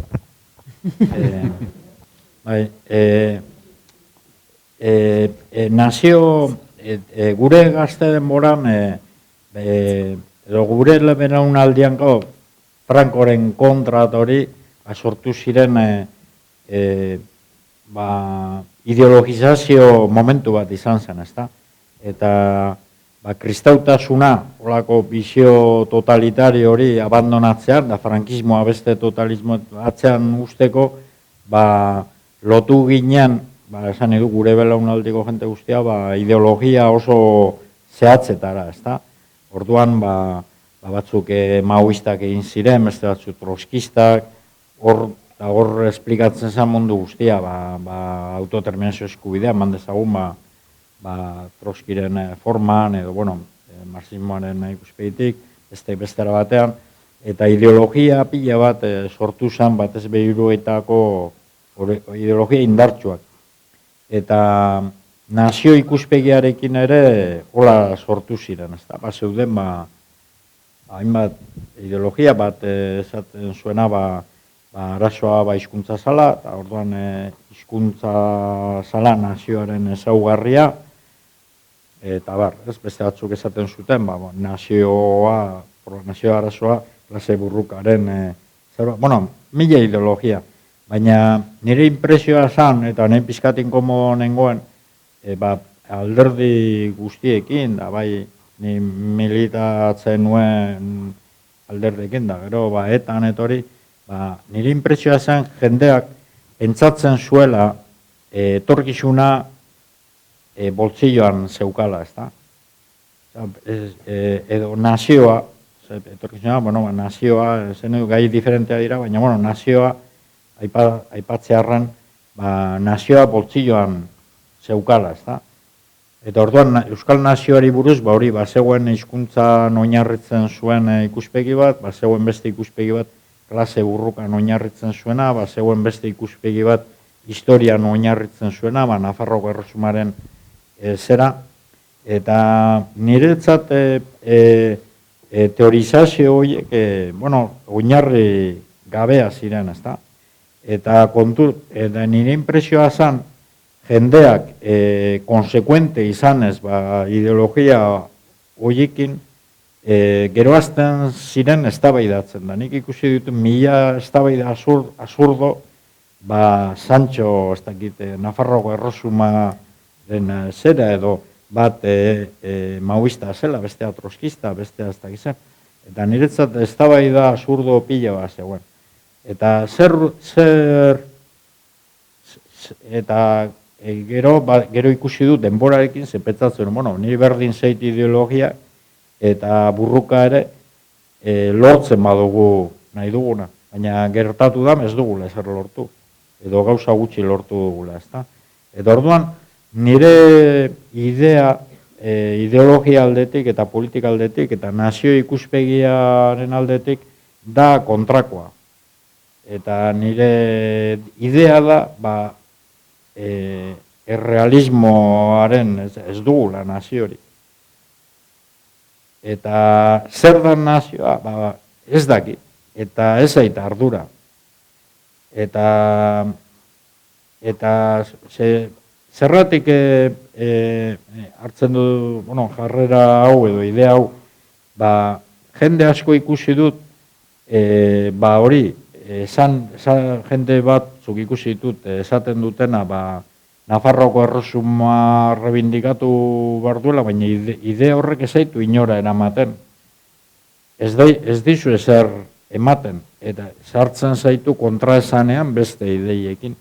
Eta azkenean burruka egiten duzu lagunekin, ez duzu burruka egiten inoren kontra, estaduaren kontra. Orduan nire ideia da pixka bat antiideologikoa. Nik zer esaten nahi nuke, nazioari buru, nire bentsa galdetzen, zer da nazioa, ez daukaguna. Ez daki zer dan, ez daukaguna. Da zer da nazioa, Euskal Herrian bizi garenak elkarrekin komunikatzea eta erabakitzea zer nahi dugun, zer da nazioa. Eta orduan nire ustez, eraikuntza nazionala ez da olako ideologia, olako konstrukto, ez dakit nun dagoen bat, egia bat. Ustez ez dago egia bat, baizik eta geuk egiten duguna. Orduan nire ideia edo horri buruz da, ez dagoela Euskal Naziorik, eta geuk egiten duguna izango dela, baldin bada Euskal Nazioa, ez da? Eta nire ustez jarrera hau aktiboagoa da, ze abia puntuan ipintzen du gure zeregina. Eta behartzen gaitu, jarrera aktibo bat, dena delakoaren konstruzioan. Eta jartzen gaitu baita ere, elkarren beharrean. Ni beti ikusi ditut gure ideologiak bata bestearen kontra proiektatuak. Da ez zeren alde. Eta orduan, nire ustez, rekonozitzea, ez daukagun Euskal Naziorik. Euskal Nazioa da elkarren artean egin behar duguna. Bideratzen duela, gutxienez, debate bat. Zer zelan eraiki gizarte hau, ez da. Eta ejemplo batean ipiniko dizuet, badakizue lehen egoten ziren tximinia batzu ladrillo egina gola oso altua fabriketan, ladrillo gorria gola bat azterganean, eta zelan eraikitzen dira, beti gora, ez da. Ladrillo bat ipintzen duzu hemen, beste bat, eta joaten zara eraikitzen. Eta guk, gure Euskaldunek zoritxarrez, egin nahi izan dugu beti alderantziz. Ipini ditugu ladrilloak airean, eta nahi izan dugu hori beti gora, baina koinziditzea eta segula eta tximiniak eraikitzen dira beti gora, eta daukagun ladrilloak eta dena bakoitza bere ladrillo ipintzen joaten gara beti gora eraikitzen, eta ez dakigu punta nun egongo den.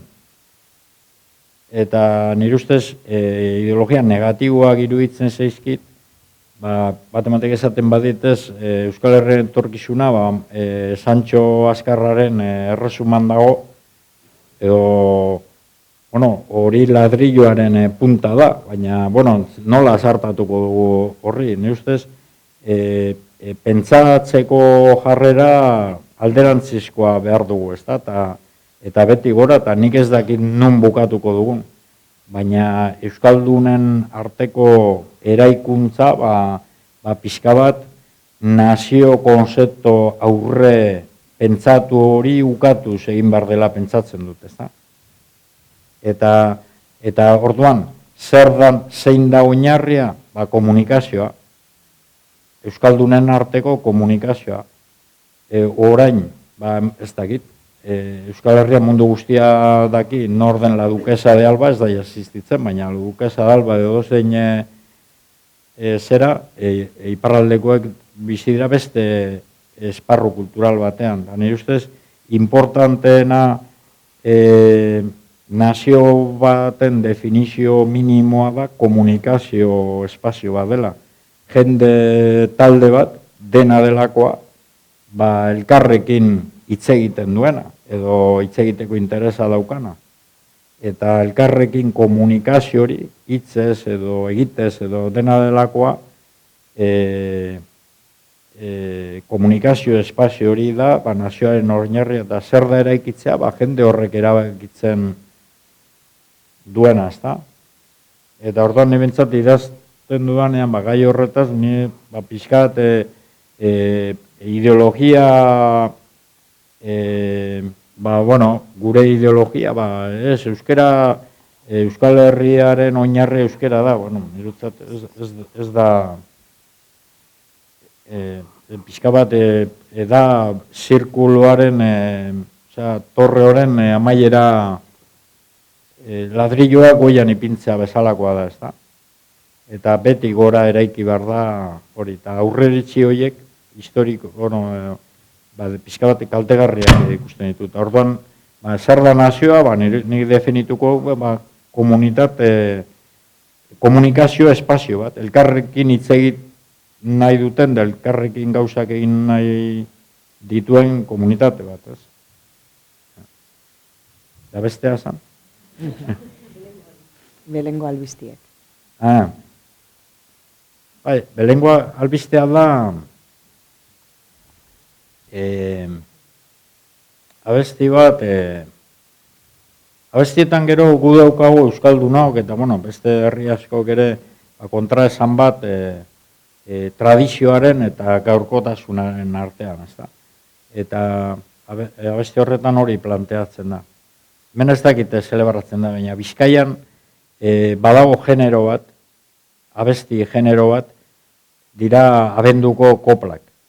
Abendu, Gabon aurreko egunetan, 23an edo aurreko egunetan, kantatzen dira herri askotan kopla batzuk. Eta kopla horietan kontatzen da Jesusen jaiotza.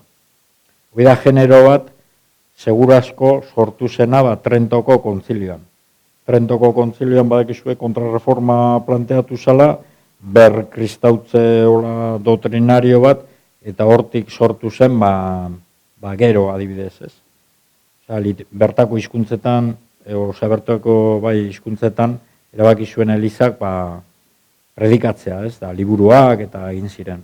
Gero, horren produktua, nire ustez, abenduko koplak ere dira antzezpen bat kontestu horretan planteatu zirenaz.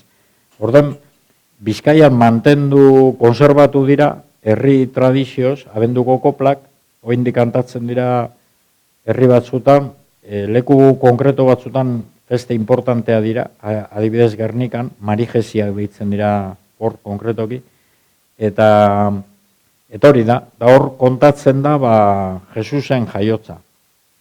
Eta lenguaje arkaizantearekin. 17. mendeko euskeraz, bizkaeraz. Da irudiak ere 17. mendekoak dira, ezta? Irudi poetikoak edo oso politak eta ordukoak. Eta orduan, zer egin nuen? Hibridazio, bi gauza juntatu, eta hori da, kontatzen da, Imperio Erromanoan, badakizue, Belen, Judean zegoela, Judea zegoen Siriako provintzia Romanoan, Erromako imperiopeko herritxo bazan, ezta? Da zapalketa, imperio bat, herri zapaldua zan hor bizizana, ezta? Eta arazo asko eta kontestu horretan da istilu asko egon ziren momentu horretan ere. Eta, bueno, nik hartzen dut leku hori, baina nahaztuta gaur eguneko telebistan entzuten da, Israeleko estaduak egiten duen gauzetako bada, tentatu bat baldin badago, tentatu egin duenaren edo egin duela uste duen personaren, familiaren etxeak botatzen ditu. Joaten da ejertzitoa tankekin da, eskabadora batekin da botatzen dute etxea. Eta ordan lotu nuen Jesusen jaiotza eta olako erabaki bat, ez? Iristen dira tankeak eta botatzen dute etxea. Ordan naztu nituen bi gauzak eta bestean kontatzen da, lenguaje arkaizante horrekin, ez da? Jesus jaio bada leku horretan, eta mantarrak behar ditu, umea tapatzeko, orduan San Jose bizikletan doa mantarrak edoztera supermerkatura, eta bitartean etortzen dira soldadoak, zanez, bota behar dute etxea, jende irtetzeko, Mariarik.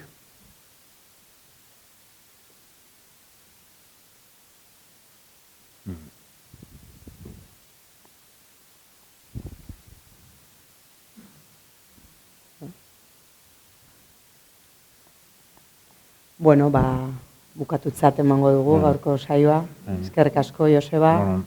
Zer handi bat izan da. Hemen geratu zaizkigun galderekin beste saio bat antolatuko dugu. Beste aitzakiren bat asmatuko dugu aurrerago eta nahi dezun arte. Nire aldetik.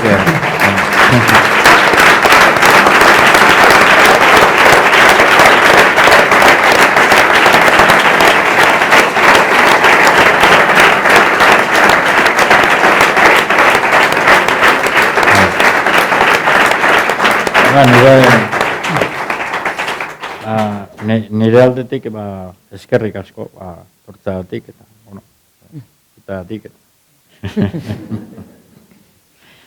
da, esan nahi du baita ere,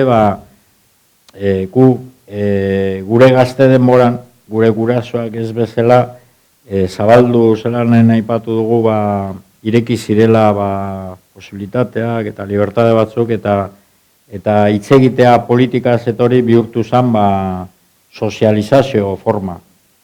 Askotan diskutitu egiten zen, baina sozializazio forma zen. Ardoarekin batera, poteoan eta... Baina politika hitz egitea zen, sozializazio forma eta hori. Eta nek orain ikusi dudan aldaketa handi bat izan da, jendeak ez duela politika hitz egin nahi. Gai asko bihurtu dira tabu bezala, ez da. Orduan, geruta gutxiago dagoela, modu deliberatiboa eta modu razional batean gai politikoez, eta hola benetan hitz egiteko espazio hori ez dagoela. Eta jendea nahiago isildu gure guraso bezala, ez da, gerra ondoko traumarekin. Eta telebistan ezinezkoa da, telebista da frankista bezalakoa. Edozein gai dago, orain Ukrainiako erra inork ez du ezer esaten benetako arazo pile badago, baina inork ez dute eta gertzen da emakumean negarrez, biktimak, errudunak, eta gaiztoak, eta onak, eta zera, eta ez dago horre bat debate razionalik. Da euskal politikan ere, nire ustez galdu eginda, eta arrazoi askoregatik, edo, hori da beste gai bat, galdu eginda, politikaz naturalki eta hitz egiteko kapazidadea edo espazioak, eta niretzat edozein gizarten obligazioa da alderantzizkoa, rekuperatzea hitz egiteko natural, hitz egiteko traumari gabe, eta natural da bakoitzak bere iritziak esan da konpartitzeko eta modu naturalean eztabaidatzeko zer hori, ez da oso derrigorrezkoa da, ze jendeak ez badu politika egiten, oligarkek egiten dute, ez da? Oin, aipatzen da telebistan, los oligarkas rusos, baina hemengo komunikabide guztiak bankuen propiedadea dira, ez da? Eta jende horrek eliminatu du edozein debate. Ez Katalunia, ez Euskal Herria, ez Ukrania, ez dago ezertaz espazio mediatiko handian, baina jendea galtzen badugu kapazidade hori, politikaz modu natural batean hitz egiteko, politika oligarkena izango da, ez? Niretzat, espazio hau, gai politikoa, literario bintzat, batzuk aipatu ditugu, ez? Bontzat hori.